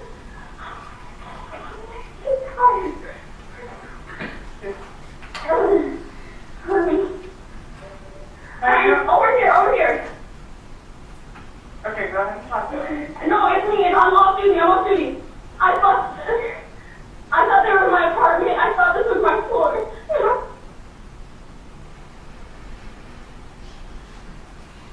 Amber, do you remember everything that you said on that 911 call? No, I didn't. What was going through your mind when you were talking to the operator? I just wanted someone there with me. What was going through your mind with Botham John laying there next to you? That I shot an innocent man he didn't deserve. I was in my apartment. When you fired that shot, where did you think you were? Inside my apartment. We heard at the end of that tape, officers arriving. How did you know they were there? I could hear their radio echoes, you can hear echoes throughout the hall, and I just wanted them to know where I was at. Those officers came in and had you leave the apartment soon after. Yes, they did. They told me to get out. And officers, Valentine told you to leave, eventually the area. Recall that? Yes, she did. We know that you sent a couple of texts towards the end of that call, 3 minutes, 25 seconds to Mark Rivera. I did. Tell the jury why you sent those texts. I was by myself with someone I had just shot. I didn't have the help of another partner to help me with the CPR on him. I was alone with him, and that's the scariest thing you can ever imagine. I just wanted help. I wanted someone there, and he was the first one, my partner I trusted, that I could know he could be there for me. After you left the apartment, officers arrived. Did you cooperate with the investigation? Yes, I did what I was told to do. Did you gave blood? Yes, I did. Your uniform? Yes, I did. The next day, you can speak with Ranger Armstrong. Judge, I object. That question violates the motion in limine and this court's very clear instructions. Sustain. Can we approach the bench, Your Honor? Yes.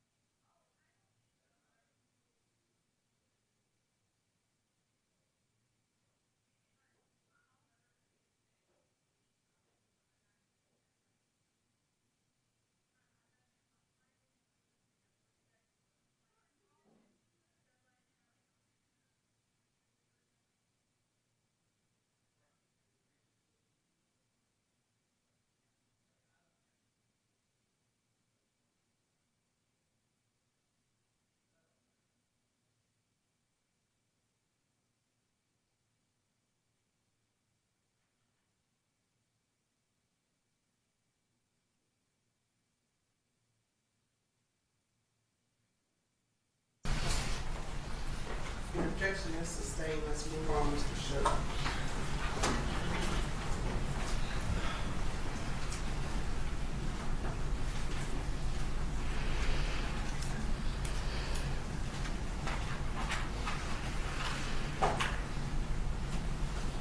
Amber, let's talk for a minute about when you were in that apartment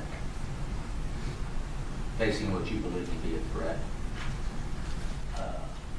You've heard testimony in the trial about using other types of force, turning on lights, treating, anything like that? Did any of that enter your mind at all?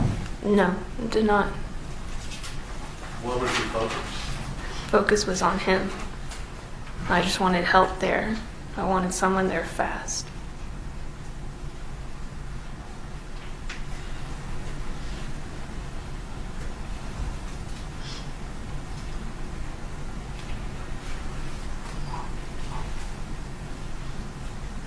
You loved your job as a police officer. I did. What did you love about it? Judge, I object to relevance. It's the same.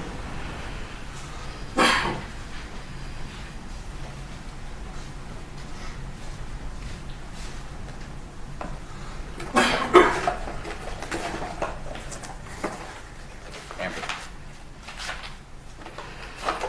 when you pulled your weapon at night and you fired, why did you fire?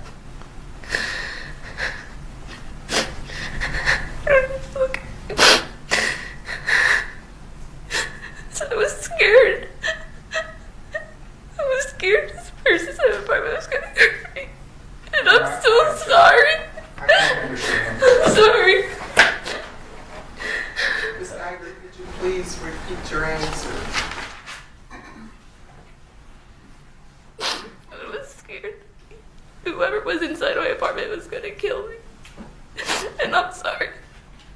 I have to live with that every single day that I hurt. Judge, I object to non-responsive. Sustained. Now that you know, you found out when you came around that counter and shot an innocent man. How do you feel about that? No police officer ever would want to hurt an innocent person. Again, I'm sorry. I can't understand. Ms. Guyger, let's take a second to collect yourself before you speak.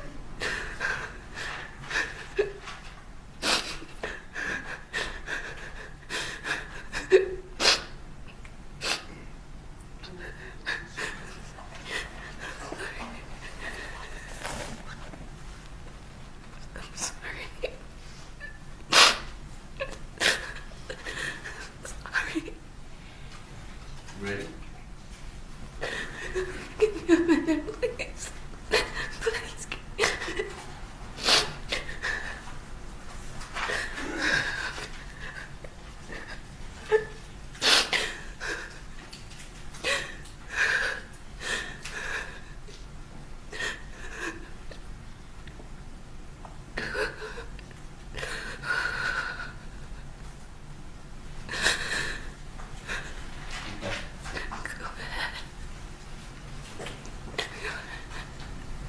How do you feel what you did to Mr. John? I feel like a terrible person. I feel like a piece of crap. I hate that I have to live with this every single day of my life. And I ask God for forgiveness, and I hate myself every single day. I feel like I don't deserve the chance to be with my family and friends. I wish he was the one with the gun that killed me. I never wanted to take an innocent person's life. And I am so sorry. This is not about hate. It's about being scared that night. Sustained. Mr. Shook, you want to ask your next question? Oh,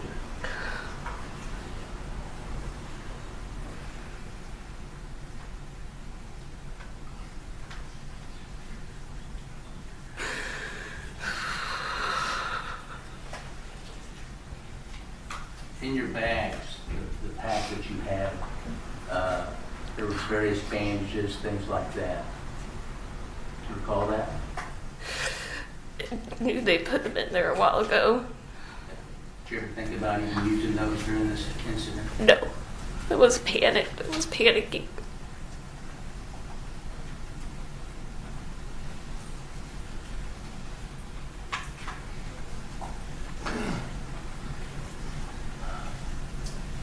You'd sent some text to Martin Rivera.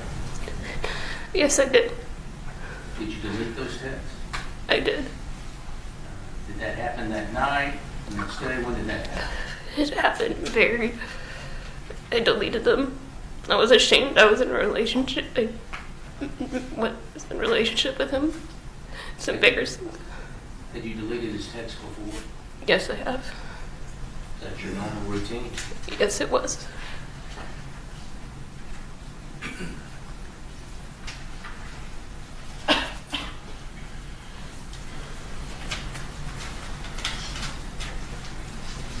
I'll pass the list to your eyes.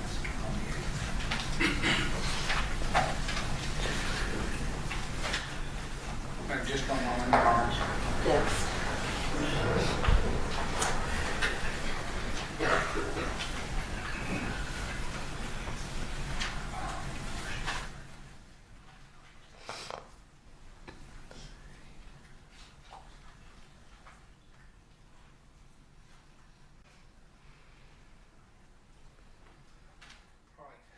Now proceed, Your Honor. Yes, please. Good morning, Ms. Guyger. Good morning. I'm going to ask you several questions today concerning the events of September the 6th, and in particular your testimony that Mr. Shook and you just covered, okay? Yes, sir. All right, so at the very end, I'm probably going to go backwards. I'm going to start where you guys ended, and I'm going to move backwards. So one of the things that you obviously wanted to communicate to the jury is just about how bad you feel about what you did to Mr. Jean. Is that right? Yes, sir. Okay. Well, on the actual day, on September the 6th, 2018, you were captured a lot on body cam. Isn't that correct? Yes, sir. It's And true. in-car video. Isn't that right? Yes. Okay. Your Honor, may I publish the remainder of State's Exhibit number 10 at this time? Yes. So the representation that you've made today, crying very heavily about all the stuff that you did to Mr. John and how awful that made you feel. Did you feel that at the time on September 6th? Did you feel that kind of sympathy for him as well? Yes, I was.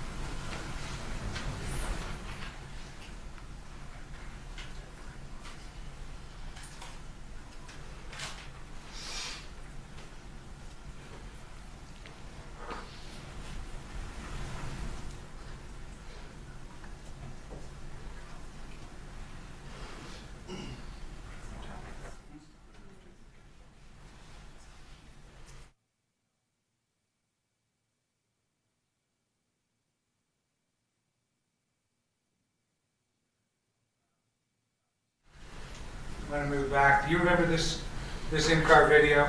This is Sergeant Valentine's. Right, Sergeant Valentine's video as she's about to move the car towards you while you're standing underneath the carport. You're aware that these particular in-car videos capture two perspectives, right? You have the perspective from the car looking out, looking at right now. Is that yes? Yes, sir. You also have the perspective from inside the car so that you can see the individual inside the car that might later be used as evidence, correct? Yes, sir. Okay. So, as we're pulling up on the scene here, stopping at 22:16:19, you got a bunch of your friends around there, isn't that right? Yes, sir. Those people aren't involved in the police investigation, are they? No, sir. Those are your friends that have come there, right? Yes, sir. You remember you were talking about how alone you felt out there at the scene? Yes, sir. Okay, I think you even told the jury you being allowed out there with him, alone with him, was the scariest thing you can imagine because you couldn't find a partner or anything. Remember saying that to the jury? When I was inside the apartment, I was Yes, alone. Exactly. That's the scariest thing you can imagine, right? Yes, sir. All right, can you imagine Mr. Jean's perspective, an intruder barging into his apartment, somebody on the other side of that door being you, going in with the purpose of finding the threat and taking care of it, and then having been shot and fallen and being alone in that apartment? can't you imagine that being a little bit scarier than you just being alone at the moment? Yes, sir, I can. So that would probably be the scariest thing you can imagine. It's how I felt at the time. I understand how you felt, but you've told the jury because, see, Ms. Guyger, you are very concerned about how you feel, right? No, Can you imagine what that man felt? that's what hurts. And So let's look at this video, State's Exhibit number 10. That's all your friends that have come there for your comfort, right? I didn't ask them to come. That doesn't matter to me. They're there for your comfort and you're taking advantage of it. No, sir. All right, I'm going to play this.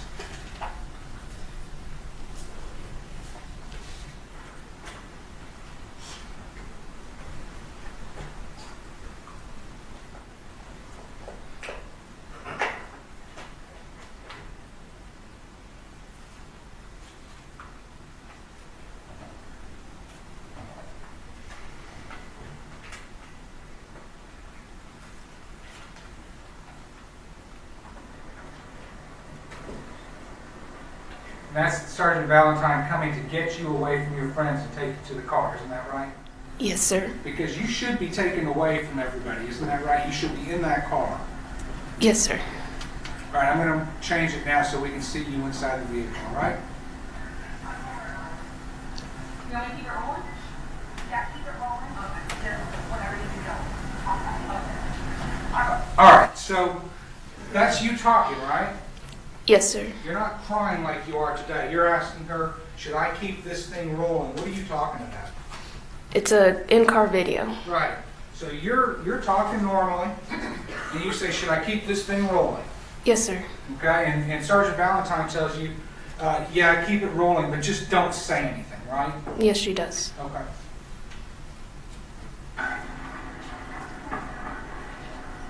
What are you doing inside the car right now, Miss Guyger?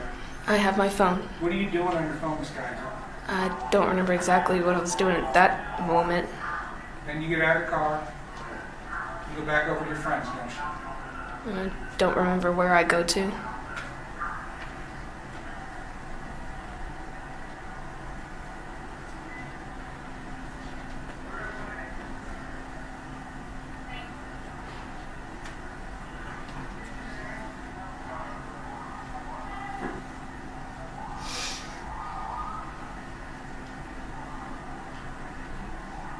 Did you see that, Miss Guyger?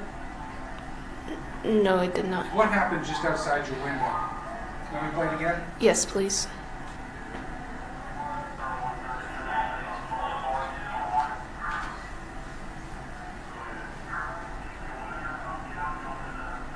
I want you to look out the window of the car door when you get back in and shut the door. I mean, there is a reason why you went back into the car, isn't there? I don't know. Okay, look what's happening just to the left outside that window as you get in and shut the door.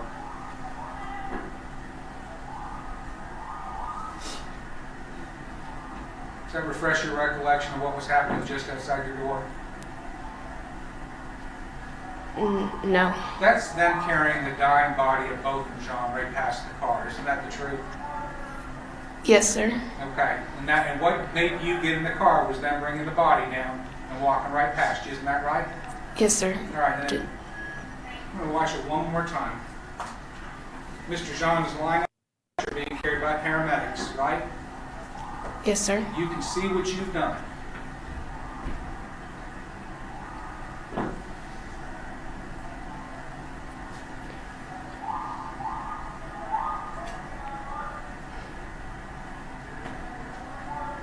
The second he's passed, what do you go do again? I looked at my phone because I didn't want to see his body. Looks like you're starting to text somebody again, right? I looked down at my phone. I don't know what I was doing. It's hard.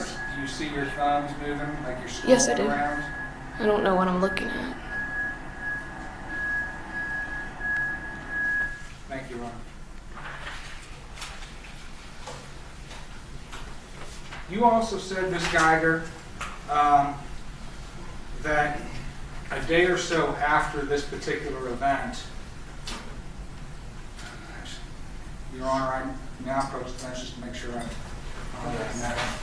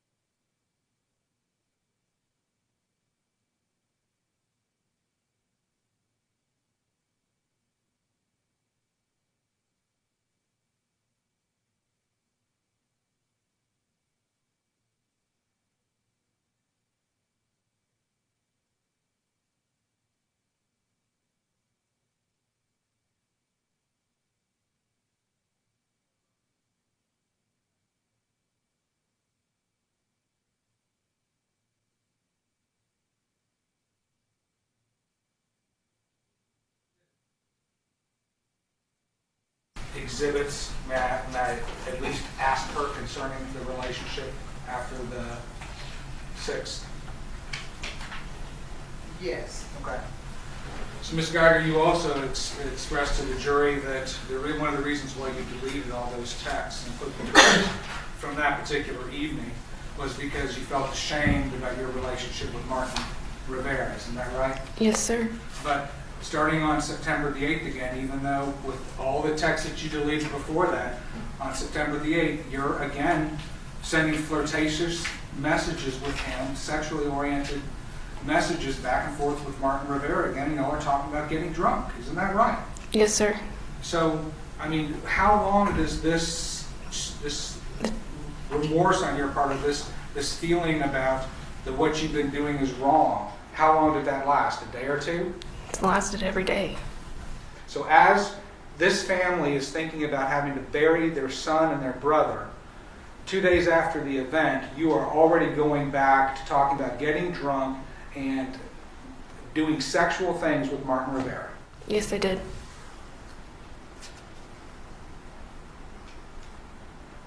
Okay, let's talk about your 911 call that Mr. Shook played again for the jury. That was about a 5-minute conversation, isn't that right? Yes, sir. And in that conversation, you made it very clear to the 911 call taker why you shot Mr. Jean. Yes, sir. You said, I shot a man thinking he was in my apartment. I did say that. You said that, right? Yes, sir, I did say Okay. that. And then you, for 19, 20, or 21 times over the period of 5 minutes, you kept on repeating, I thought it was my apartment. I thought it was my apartment. So you had the time and the inclination and the desire to express to the call taker exactly why you shot Botham Jean, didn't you? It wasn't, I couldn't even express everything I was feeling. What you didn't say to the call taker not one single time was that he was coming at me. You didn't say that, did you? I didn't say it, but You I didn't know say- he did. Ms. Guyger, I'm just going to ask you to answer my questions, okay? Yes, sir. You didn't say one time. Judge, she was trying to answer his question. Your Honor, my question. I'm sorry. Is there an objection? Yes, Judge, could you instruct the prosecutor to wait for the witness to answer the question before you approach? Your Honor, Allow her to answer your question. I will, Your Honor. I asked her whether or not she made that comment. She indicated no, she didn't. And then she went on into a narrative, Your Honor. You didn't express one time that you shot him because he was coming at you. I did not on the phone. Sorry? I did not over the phone. You did not express one time that he was armed. I did not. You didn't say one time that he put you in fear. I did not. Also, when officers Blair and Lee arrived and came in, you met them in the hallway. Yes, I could. Yes, I did. You also told them that you shot a person thinking that this person was in your apartment. I did tell them that. You didn't say one time, I thought he was armed, did you? I did not. You didn't say one time he was coming at me, did you? I did not. And he was still alive, wasn't he? Yes, he was. And if you really, truly, in your heart of hearts, believed that he had a weapon or that he was really a threat, you would have told them, listen, I haven't patted him down, I haven't searched him, and I think he might have a weapon. That's what you'd do for a fellow officer, wouldn't you? I couldn't. What I felt at that time is what I felt. May have. If you thought that there was a weapon, you would have told the other Dallas police officers coming up on scene to be cautious, wouldn't you have? Not at that moment. All right, so you didn't say one thing to them No. about any kind of threat that Mr. Jean posed to you at all. Not at that moment. All right, and you also indicated that you've never done CPR before. No, I have not. But you were trained to do CPR in the academy, were you not? We were trained. I've never done it on an actual person. All right, so at least then to the extent that you weren't suggesting that you didn't know how to properly perform CPR. They taught us briefly in the academy. You knew how to perform CPR properly, right? I never done it on a person. I couldn't say I actually. Ms. Guyger, were you trained to do CPR properly? Yes, we were. Okay, were you at those classes? Yes, I Were was. you paying attention during those classes? Yes, I was. Did you properly perform CPR on Mr. Jean? No, I did not. And you could have, right? I tried to do little CPR Why would you try and do a little CPR on a man who's dying who needs your full attention? because I had to keep getting up to see where I was at. That was more important than giving life-saving help to this man. I had no idea where I was at. You were able to tell the 911 call taker very, very soon on that you were in apartment 1478. After that moment, why couldn't you have given him full, undivided, and proper attention? I was still on the phone with... You can put the phone on speakerphone, ma'am. I had so much stuff racing through my head.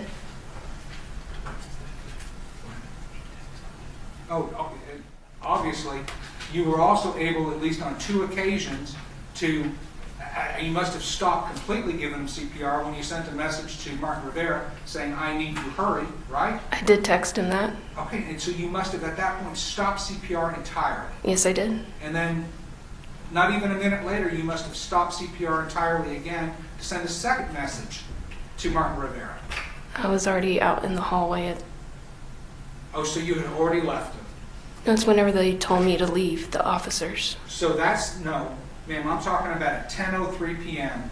Mr. Lee, Officer Lee, and Officer Blair didn't arrive until almost 10:05. Yes, I do remember that. Like, whenever they showed me, I sent those text messages. At 10:03 p.m. and at 10:02 p.m., you sent messages, text messages to Martin Rivera. Yes, I did. Text messages that would have required you to have put the phone in a place where you can see it, and you used your fingers to write out the words, I need you, hurry, ... right?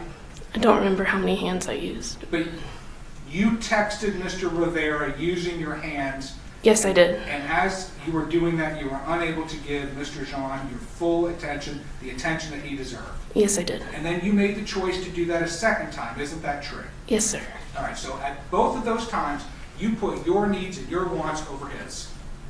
I still cared about him. Did you put your needs and your wants over him when you decided to do that? No, sir. All right. And then you went out into the hall. You left him alone. When I heard the officers coming, I stepped outside. So you decided to do something other than continue to give Mr. Jean life-saving measures. I wanted somebody there fast to get him You're not help. going to answer my questions, are you? Yes, sir, I am. When you went out into the hall, you did that because that was what you chose to do, even though you knew you should be giving that man life-saving treatment. Yes, sir. You didn't know that he was going to die. I mean, you knew he was in really bad shape, right?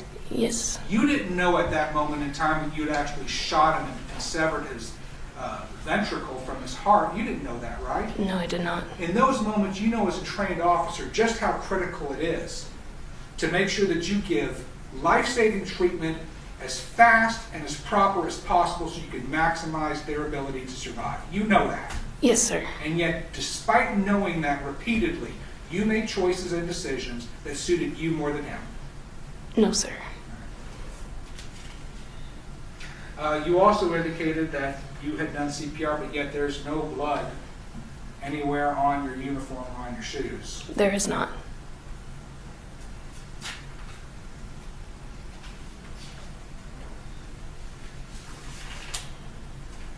Okay. The next thing I want to talk about is you and Mr. Shook kind of recreated from your recollection what you were able to see inside apartment 1478, especially with respect to the movement of Mr. Jean. Is that right? Yes, sir. Okay, and I'm going to see if I can recreate this. So you said this was about 30 feet away, right? Yes, sir. Okay, and you said that you saw Mr. Jean doing some sort of a pacing thing, right? Yes, he was moving back and forth. Okay, how many seconds did this last? Very few. 2, 3, 4, 5? I couldn't give you an exact number. Okay, well, I want something a little bit as best you can give me. Maybe 2 or 3 seconds. Okay, 2 or 3 seconds, you're standing there at the door. The door is fully open, right? Yes, sir. The hallway that you're standing in with the door fully open, there's bright lights out in that hallway, isn't there? It's lidded. It's bright as heck, isn't that right? Yes, sir. Okay. And those lights were coming into Mr. Jean's apartment, which allowed you to see him doing this, right? I could see from it was just lit, so you could still see his movements a little bit from, I guess. I'm asking you a very simple question. From where you were standing in the doorway, you've indicated to Mr. Shook that you were able to see him standing at the back doing this, and you've indicated that was for about 2 or 3 seconds. Is that your testimony or not? Yes, it is. Okay. So you were able to see the furthest, into the furthest reaches of his apartment from the door, and you were able to actually see him doing a very distinct motion. He was moving. Okay. And so then you said you saw him walking. Yes. Or coming towards you. Yes. Okay, and then you said that at about here, from here to where you were at the door, that's when you decided to shoot twice. Yes, sir. Okay, that's called a double tap, right? Yes, sir. Is that what you were intending? Yes, sir. That's your training, isn't it? It's what we're trained to do. It's training. Double tap maximizes the lethality of your shooting, doesn't it? Yes, sir. I mean, it's better than one shot to the heart. I just did what I was trained to do. Because you resort to training, right? Yes, I do. You rely on your training. Yes, sir. It aids you. Yes, sir. And in crisis, you resort to your training. Yes, sir. Okay, we're going to come back to that. So you indicated to Mr. Shook that Mr. John was standing about here, you're in the door when you shot him twice. You shot at him twice. Yes, sir. So is that going to be right there in the main hallway of that apartment, like when you open up the door? Let me just reorient this. So this is the door to apartment 1478, right? Yes, sir. You with me?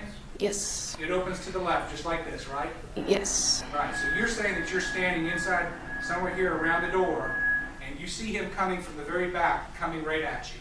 Yes, I did. Okay, so it's going to be in that main corridor, like if you compare it to your apartment, where your little baker's rack and your clock is, that main hallway, right? Yes. Explain it again, please. Okay, so are you talking about the main pathway in that particular apartment, where from the door you can see all the way back to the end of 1478? Yes. Okay, so it's in that main pathway. Yes, sir. Okay, no, we approach. Sure.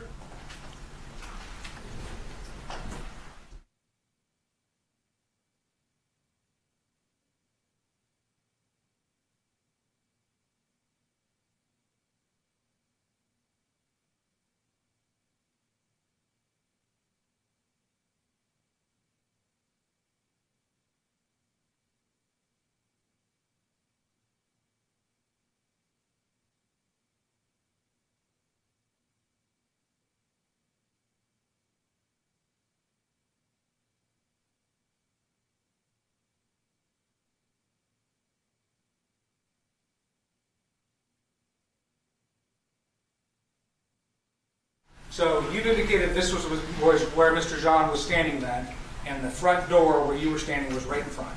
Yes, sir. Okay, and that's when you shot him twice. Yes, sir. And when Mr. Shook came walking up, this was the position he was standing in when you confirmed that that's when you shot him.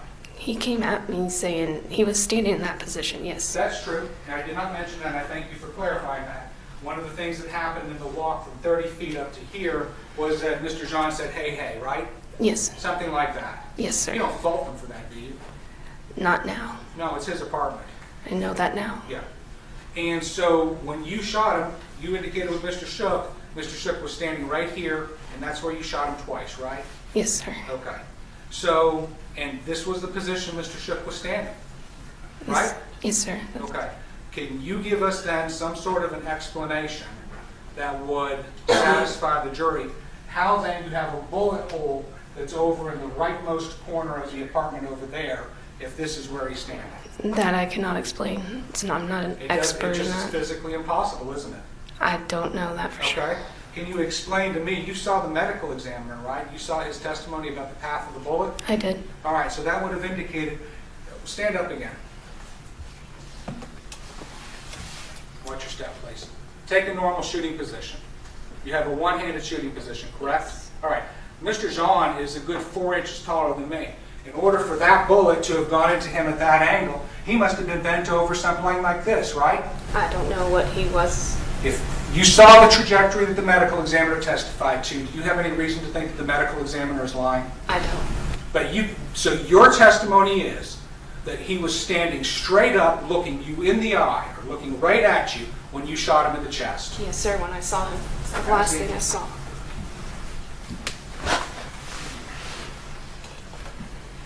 So you were looking that man right in the eye when you shot him in the heart? I wouldn't say his eye. I was looking at the person that was standing in front of me. Okay, and you're trained, not only did you do a double tap, again relying on your training, but you shot him exactly where you as a police officer are trained to aim, didn't you? Yes, that's where we're trained. Were you trained to shoot a human being?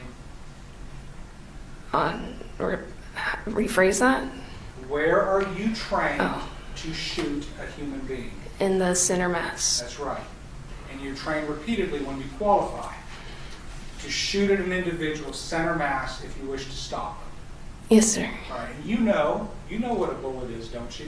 I do. So you knew when you were shooting that gun that you were using deadly force against Mr. John.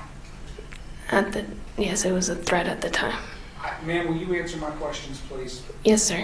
When you shot at Mr. John, you knew you were using deadly force against him. Yes. You know what a bullet can do, don't you? Yes, I do. And when you shot at him twice, you intended to kill him. Yes, sir. All right. So all this stuff about it being a sad mistake, at the moment in time when rubber meets the road, when you pulled that trigger, you intended to kill Mr. John. He was the threat. Yes, sir. Will you answer my question? When you aimed and pulled the trigger at Mr. John, shooting him in center mass exactly where you are trained, you intended to kill Mr. John. I did.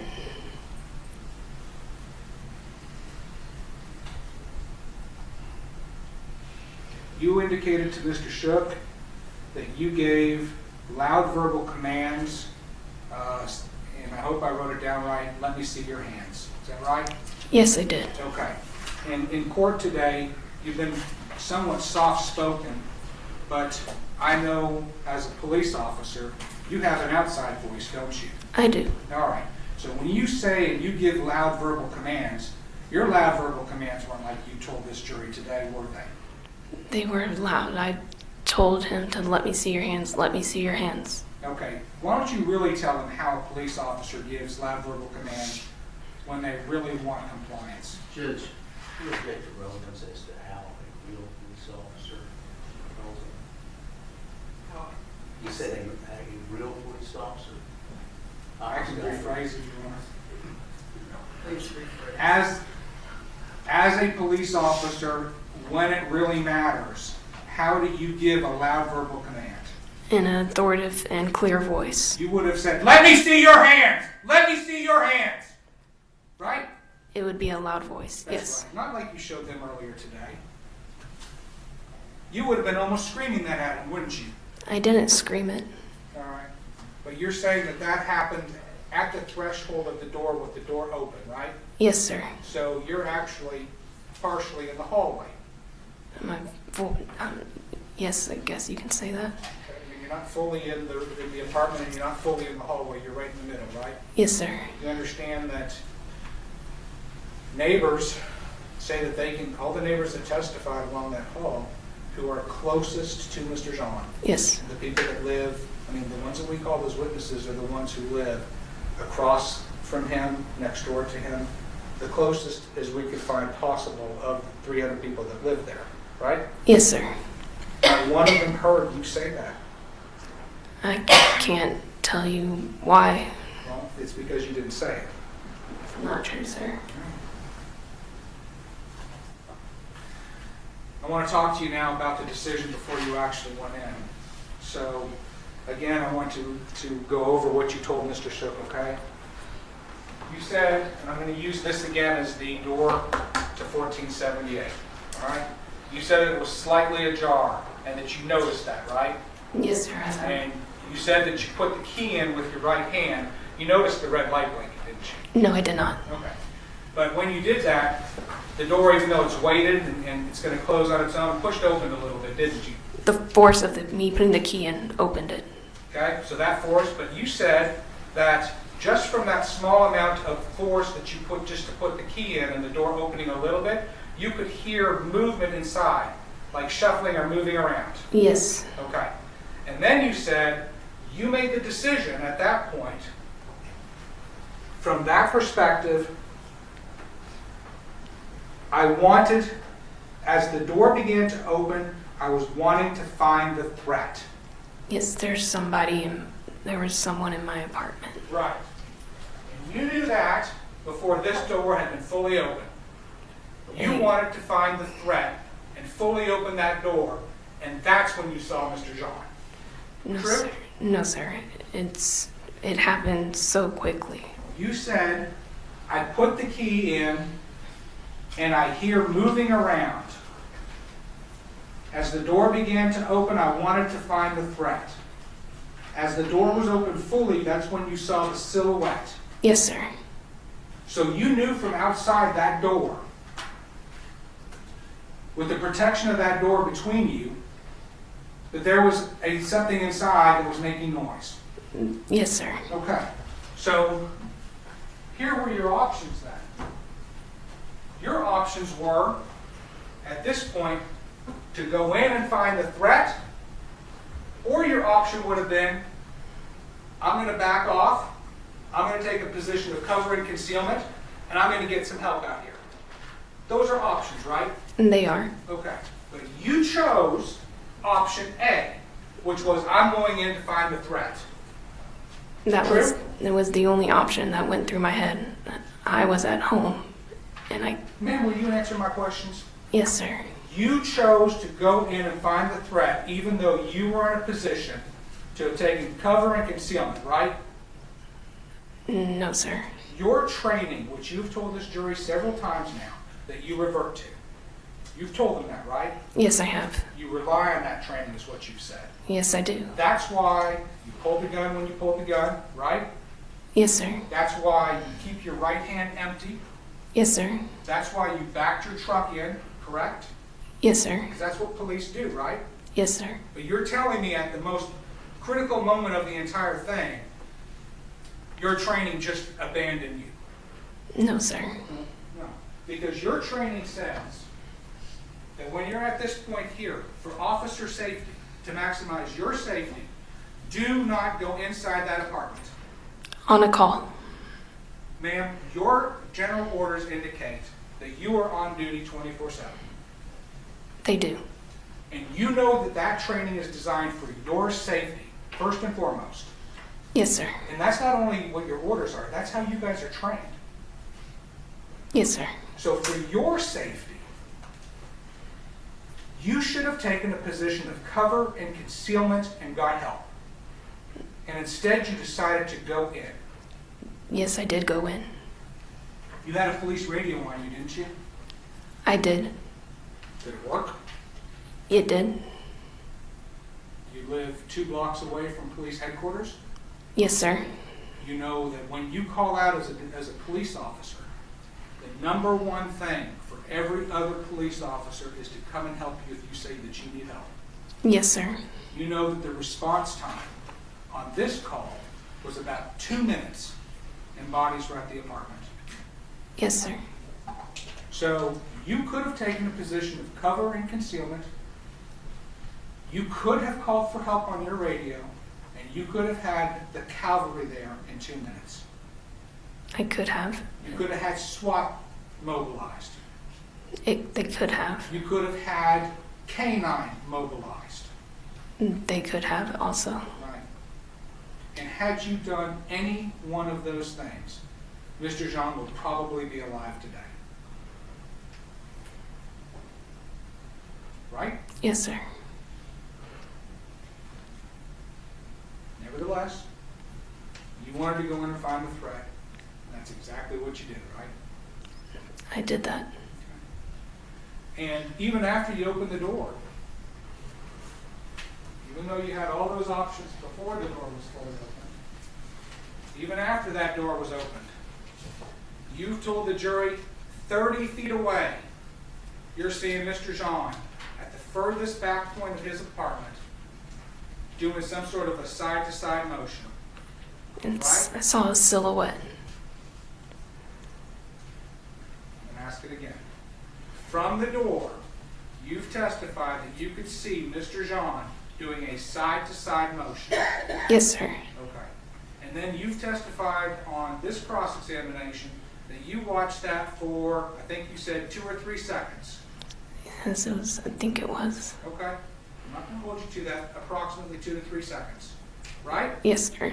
In that 2 to 3 seconds, let's just watch it. 1, 2, 3. In that 2 to 3 seconds, you could have done that too, couldn't you have? I You could have done that as well, couldn't you have? do what? You could have backed away and let that door shut on its own. I could have. You could have done that. Yes, sir. You chose not to do that. No, sir. Instead, you chose to pull your gun, to level it off and shoot at Mr. Jean. I did do That that. was your choice. It was my choice. Even though you could have backed off at least twice now to a position where you would have been more safe and he would have been alive. I could have.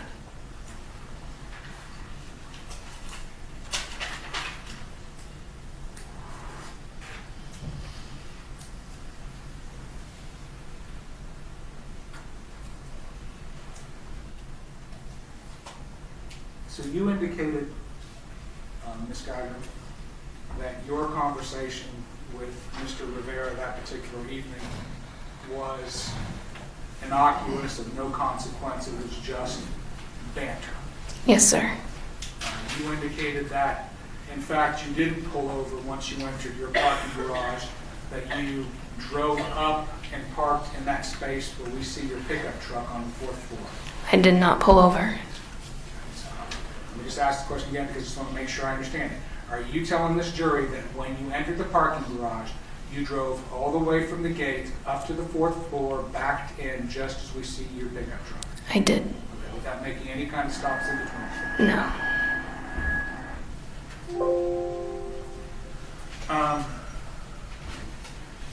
You understand, you've seen from the video records of the Southside Flats, ma'am, that your truck enters at approximately 9:46, right? Yes, sir. That is your truck. Yes, sir. And then you heard the testimony of Mr. Jones, the coach and the chemistry teacher, who came in here and swore and talked to this jury, right? Yes, sir. So he entered at about 9:53, 9:54, which is going to be 7 to 8 minutes after you. Yes, sir. Okay, and his testimony was that he drove around up to the 4th floor and he parked sometime around 9:54 p.m. Couldn't have been any earlier because that's when he drove in. And that he parked and that he saw you coming around the corner driving in such a way that made him take notice of your white truck. I heard him say that. So you believe that to be a lie? I don't think I drove that fast that night. Okay, but you understand that if he saw you do that, unless he's lying to the jury for some reason, then you couldn't have already been there like you testified to. I couldn't answer that, sir. I mean, his testimony was pretty clear that you stood up, especially after you got out of the truck, because you're a police officer. I did back up into my truck and stay on the phone. All right, but you're gonna stick with that, that you did not pull over. I do not ever remember pulling over.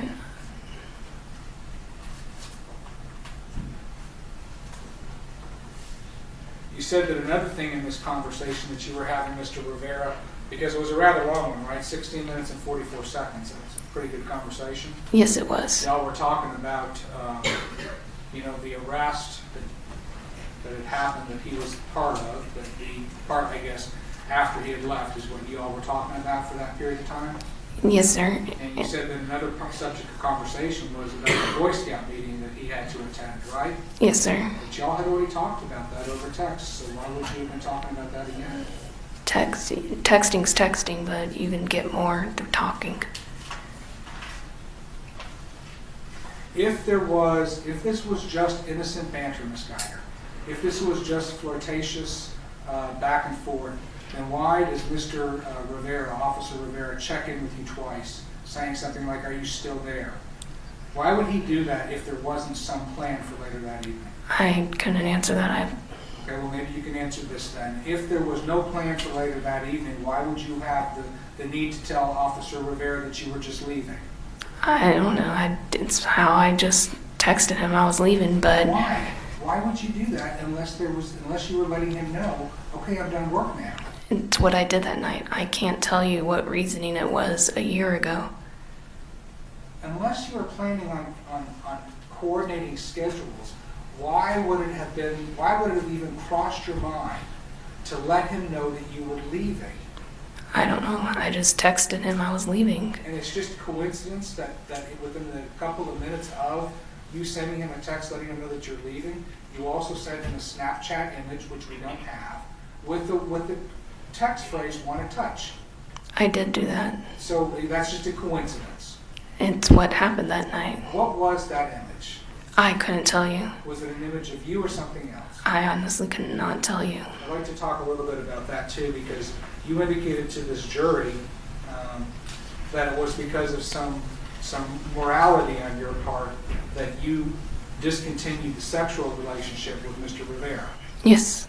And that has to do with the fact that he's married and has kids. This was bothering you, right? Yes, it was. But your morality doesn't seem to be affected at all by sending him naked pictures of you, right? No, I did do that. You did that a lot. I did.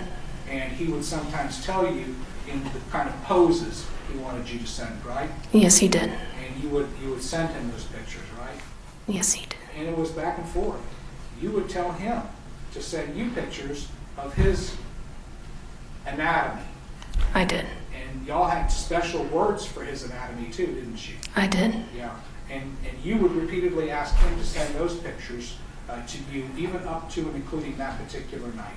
I did. So your morality, your moral code, I guess out of respect to Mr. Rivera's wife and his kids, puts sex off limits, but anything else is fair game. I did do that. All right, so it's your testimony then that even though there was no intent for you and Mr. Rivera to meet up that night, you were nevertheless not going to just go home and crash. You were going to go work out. It's a normal habit. I was. Ask it again. Was it your plan to go home and work out? Yes, it was. So your plan was after your shift, you were going to go home. I guess you were going to change, and then where is it that you work out? At the 24-hour fitness. And is that within walking distance, or is that a good drive away? It's a drive. It's downtown Dallas. Okay. So your plans were you were going to go home, you were going to go to your apartment, you were going to get changed, you're then going to leave your apartment, you were going to go back to your truck, you were going to get in your truck, drive to the gym, and have a workout. I was. That was the game plan. Yes, sir. So whatever this thing about you being sleepy, it wasn't such that you were incapacitated physically, right? No, I wasn't completely drained. I just wanted to go work out. I mean, you wouldn't have been driving on the streets of Dallas if you were going to be running over like pedestrians or hurting people, right? No, sir. So you had your wits about you, right? I was still awake. You were talking earlier also. So they were doing moisture testing that week at your apartment, correct? Yes, sir. And you received an email from the staff at the apartment complex. And I think your testimony was that you guys were made aware that they were going to be doing certain testing, and then you testified that it was going to be like between the hours of, what did you say, 8 to 4, 8 to 5? 8 to 4, around there. Or 8 to 5. So you can remember that there was a specific time given, right? Yes. Can I approach this witness, Judge? Yes. I'm showing you Mr. Mark for identification as State's Exhibit number 319. Can you read the portion down here and tell me if this is the email that you received indicating what was going to be happening the week of September 4th through September 7th? Yes, it is. Okay, and I'm going to let you read. Did you read it all the way to there? Yes, sir. Okay. And the second page.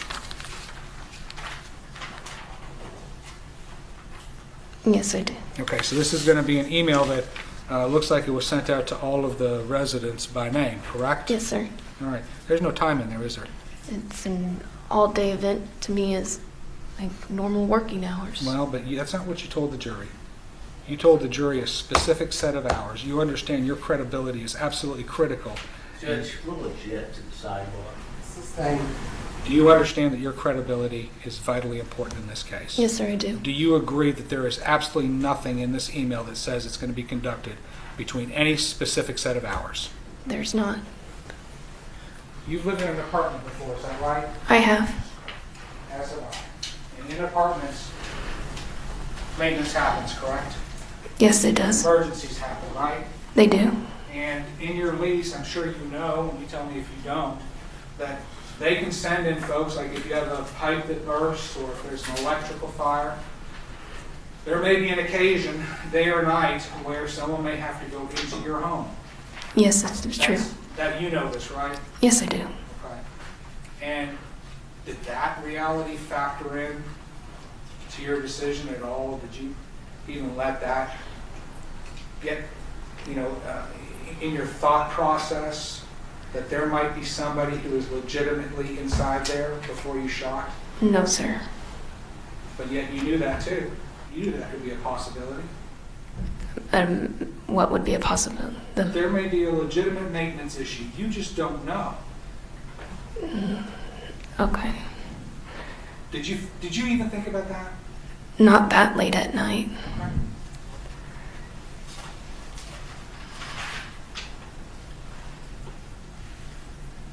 Okay.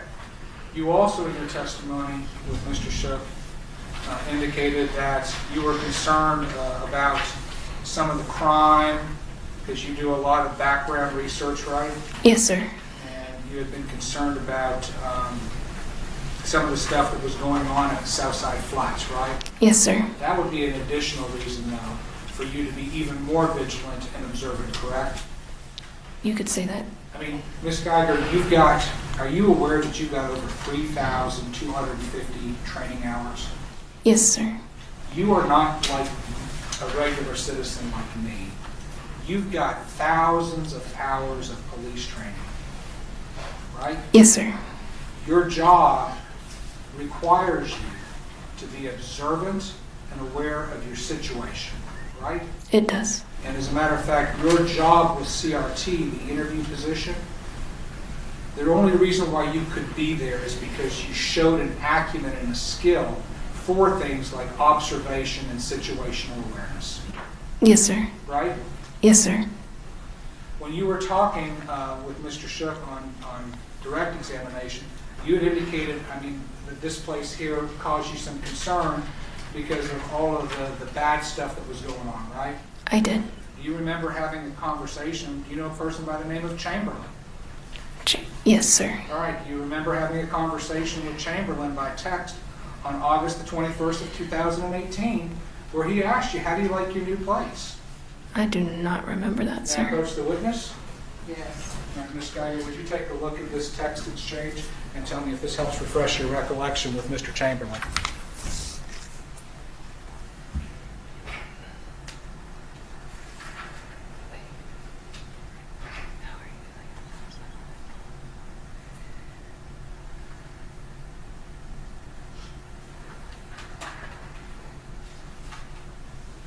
I don't remember ever sending it, but I did send it. Okay. And when asked about how you felt about the Southside Flats, your response to him, again on August the 21st, was, I'm liking it, right? I did. And then you said, few homeless here and there, and a lot of hippies smoking weed. Yes, I did send that. All right. You didn't say anything in there about the rank crime and all this other stuff that has caused you to be so concerned, right? I did not. And Chamberlain, he's a police officer, isn't he? She is. She is. I apologize. She's a police officer, right? Yes, sir. So to a fellow officer, you're not gonna hold back. Is that right? I can't say I would or wouldn't. Well, that's what you said, though. I did say that. Some people smoking weed, but you're liking it. It's what I said in that message. But today, in front of this jury, it sounds like all kinds of mayhem is going on. Yes, sir.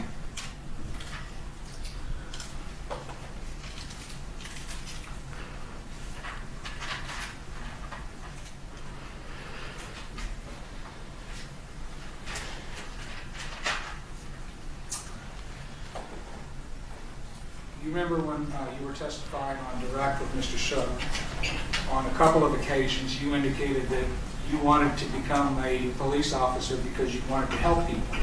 Yes, sir. And then a second time you took the opportunity to tell Mr. Shook that becoming a police officer was important because you could help people, right? Yes.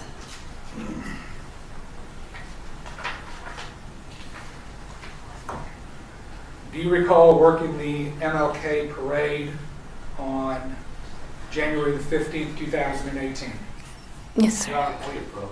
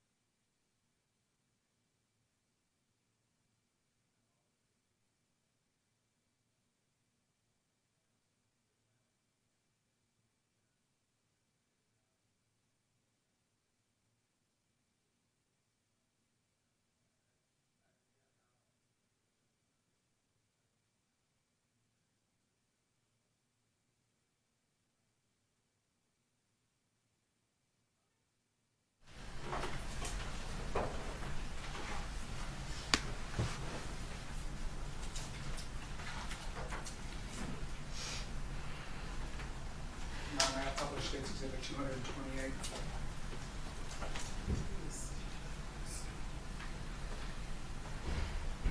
Yes.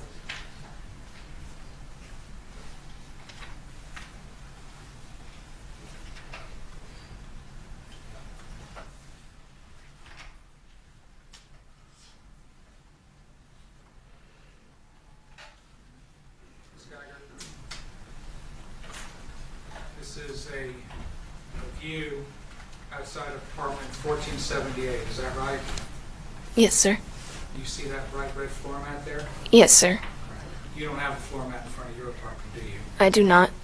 Would you agree with me that there is no other bright red round floor mat It does. anywhere on the third floor or the fourth floor as best you can recall? Doesn't appear that way. And you see these doors right here and this wall column right there? I do. That's exactly the same as it is for your apartment, right? You know that they're there. Yes, sir. Okay. And that would have been a perfect place for you to take cover and concealment, stepping back just a couple of feet from that door, had you chosen to do that. It could have.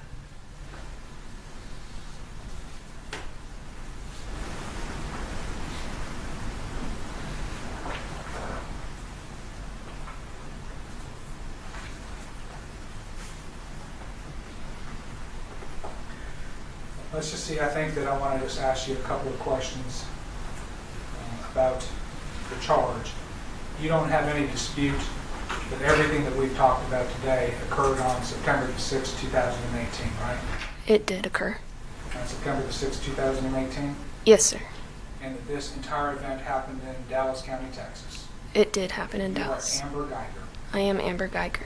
Victim in this case, the complainant in this case is botham, right? Yes, he is. And you shot and killed Mr. Jean with your gun. I did. I Right. did. I did. And that your gun is a firearm, is that right? Yes, it is. And you've already testified previous to now that it was your intent to do exactly that. Yes, it was. You attended de-escalation training, haven't you? Yes, sir, I have. Matter of fact, you attended de-escalation training in April, just a few months before this particular event, didn't you? I don't remember when the last time I did. You want me to show you, or do you believe me? You can show me.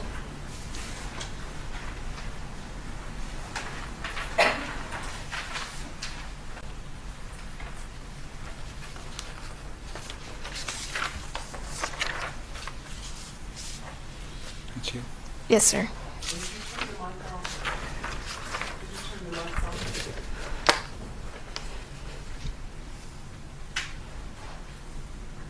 Thank you. Sorry. Does that refresh your recollection of when you took de-escalation? Yes, sir. What was the date? 4/25 of 2018. How many hours was that class? 8 hours. That was important to you, wasn't it? Yes, sir. You understand that policing as a whole is trying to adopt more of a de-escalation approach when circumstances permit, right? It does.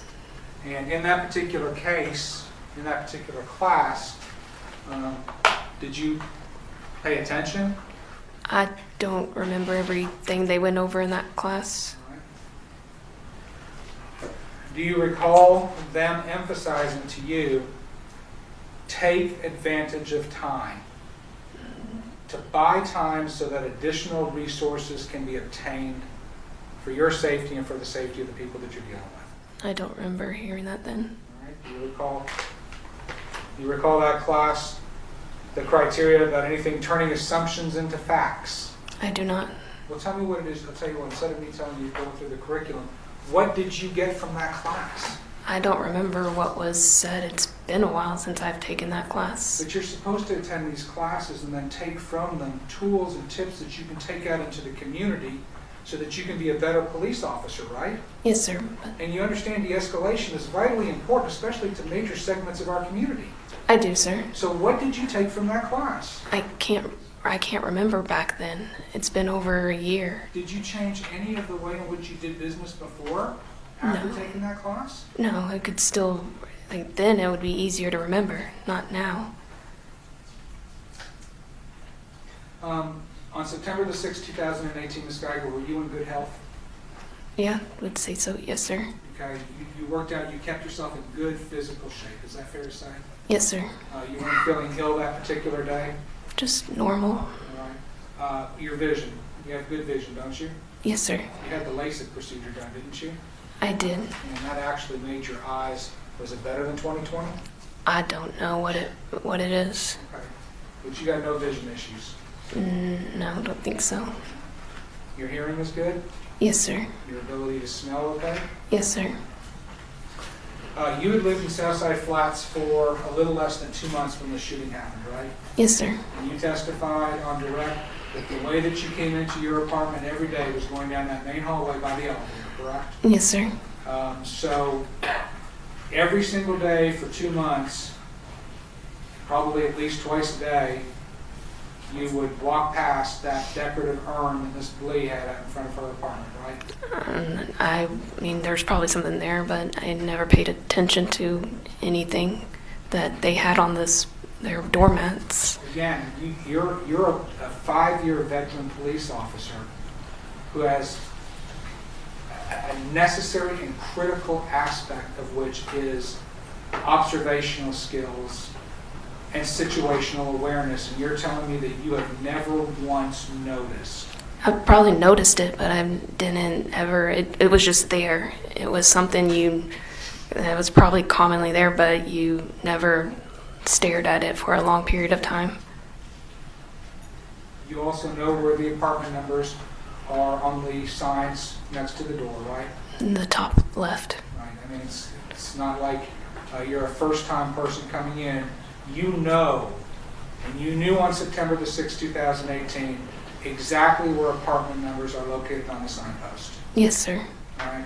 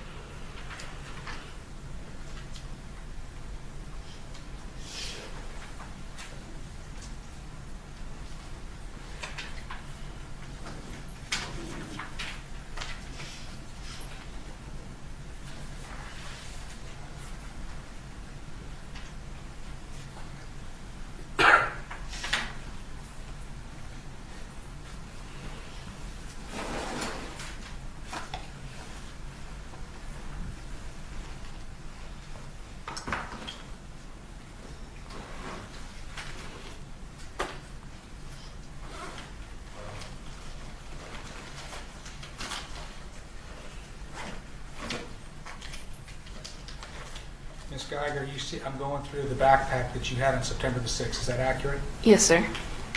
Ma'am, are the contents of this backpack as they exist in this courtroom right now going to be the contents that existed on September the 6th, 2018? Yes, sir. So inside your backpack, which you took all the way into apartment 1478, right? Yes, sir. And do you recall that this backpack and your heavy vest and your lunch pail was put down next to Mr. Jean? Yes, sir. So you had this right within arm's reach in that 5 minutes of time when you could have been giving him your full attention. Yes, sir. Inside this backpack, you've got something called combat gauze, right? Yes, yes, sir. This is for treating a person who has been injured, isn't that correct? Yes, sir. And it says on there for temporary external use to control traumatic bleeding. Yes, sir. Would you agree that Mr. Jean was bleeding horribly from the gunshot wound that you put into his chest? I don't recall much blood, sir. You were able to tell the responding officers exactly where the bullet wound is. How would Yes, you have known that had you not looked? What do you mean? Like, I knew he was shot somewhere. You told them exactly where he was shot. Top left. Right. How would you have known that if you hadn't have looked to where he had been shot? I knew where he was shot. How? From the time that you shot him? No, when I turned on the lights. Okay. So did you look at the bullet wound? Yes, I did. Okay. So you knew he was injured with a bullet, right? Yes, I did. And a person bleeds when they're injured with a bullet, correct? Yes, they do.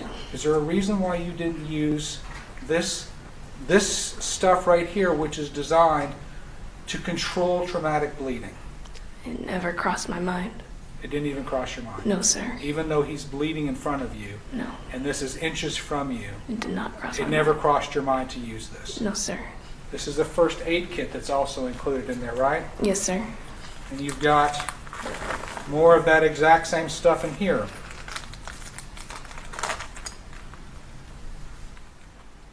Hemostat gauze dressing for bleeding control.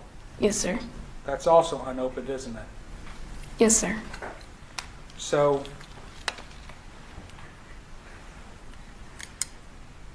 other than, I'm trying to understand this, other than with just one hand periodically with interruptions doing some compressions, did you really do anything else to try and help Mr. Jean?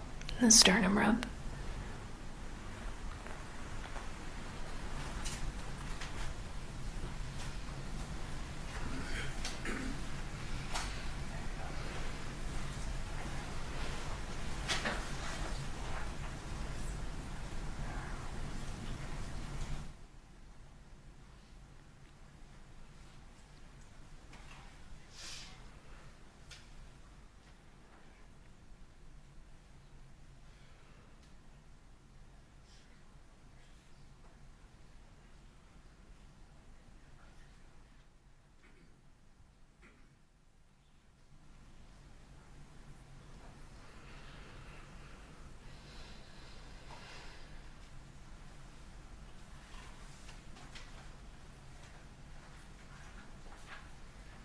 Thank you for your time, Ms. Guyger. Thank you, sir. Pass the witness. Remember when you were walking down, Go ahead. when you were walking down that hall, on your way to the apartment, what was your state of mind? What were you feeling?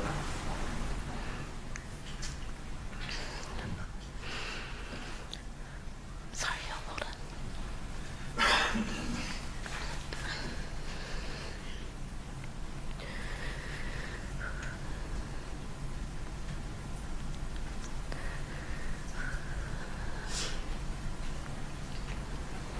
I was calm. I was relaxed. Were you paying attention to mats and things on doors, anything like that? I was just going home, so all I wanted to do was go home.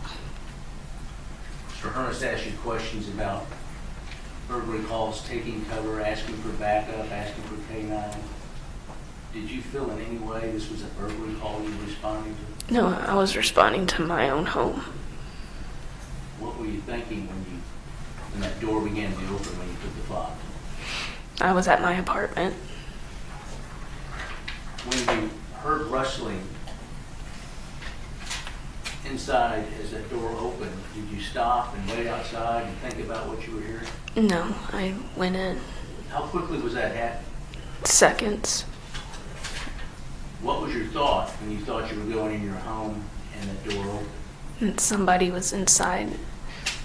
Were you thinking as a policeman answering a burglary No. call at all? I was thinking I was relaxed right before, and all of a sudden I come home and then there's somebody inside my apartment. My heart rate just shot up. All these other things Mr. Hermes asked you about calling for backup or retreating to cover, any of that in your mind when you were face to face with this person you saw in the back? No, I didn't have to. It was, I was going home. It wasn't a call. Mr. Hermes said, had you estimate times, did you have a stopwatch at all? Were you timing any of this, or what was happening? No, sir. It was just happening quick. It was quick. That's all I can say. It was seconds.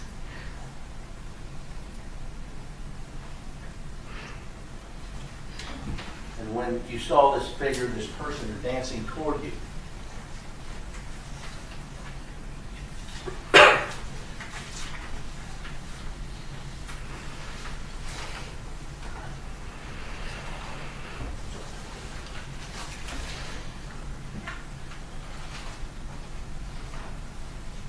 let me show you stage 100.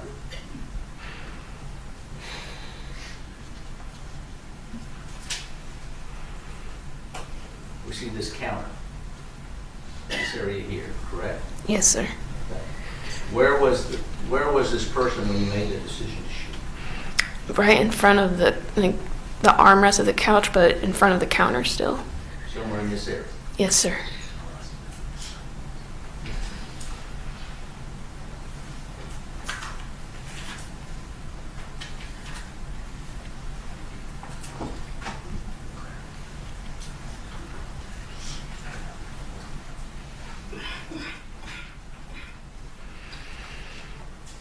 And when you made that decision to fire in this area, how many feet, I've measured this off and I've talked about it, 12, 13, 14, 15 feet, 12, 15 feet.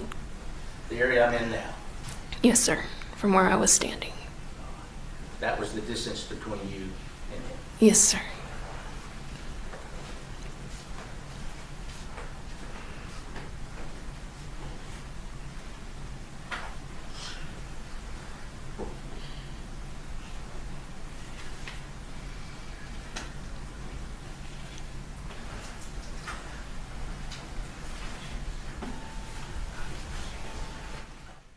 You talked on direct, and Mr. Hermes asked you questions about the tone of voice you said when you said, let me show you your hand. Let me see your hands. Yes, sir, I did. All right. The volume that you used when we demonstrated, is that the volume you used? That he used? That Or you used? that yes, sir. All right. It was clear and precise. You've heard the state's allegation that you're just lying about that you said no. I did. But You did? I know I said I know what I did and what I said that night. And I did say, let me see your hands, let me see your hands. Was he sitting on the couch at all? No, never saw him sitting on the couch. Was he moving? Was he just standing? What was he doing when you fired the shot? He was just moving, advanced towards me whenever I shot the first two shots where he ended up falling down. And why did you shoot? Because I was scared that he was going to come at me and kill me. That was your reason. Yes, sir. I was scared, and I thought he was advancing towards me. He had a weapon. And then when you found out you'd shot an innocent man, what did you think? Everything changed. Judge, I'm going to check. This is cumulative.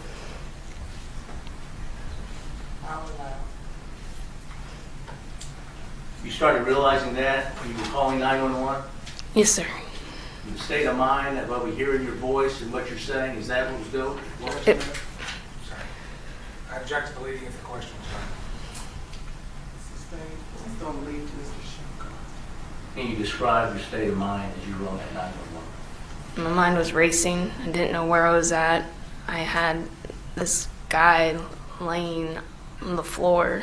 I wanted paramedics. It was so much processing through my mind. I would never want anybody to ever have to go through or even imagine going through what I felt that night. Just, you can't think, you forget so much now. Did you in any way think you were having to give your full story as you're on the 911 with the 911 operator? No, I just wanted someone help. I just wanted someone there as quickly as they could get there. Why did you leave to go find those officers? Because I could hear them, but it just felt like they were taking forever. And I just wanted to go out there and just let them know where I was at instead of searching for me. Why did you want their help? To get Mr. John to the hospital.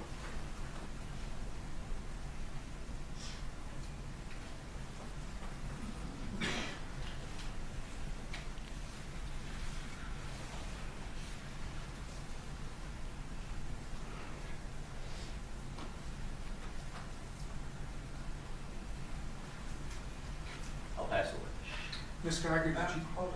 Before we resume your cross-examination, we're going to take our lunch break. We'll start back again at 10 minutes after 1. All right.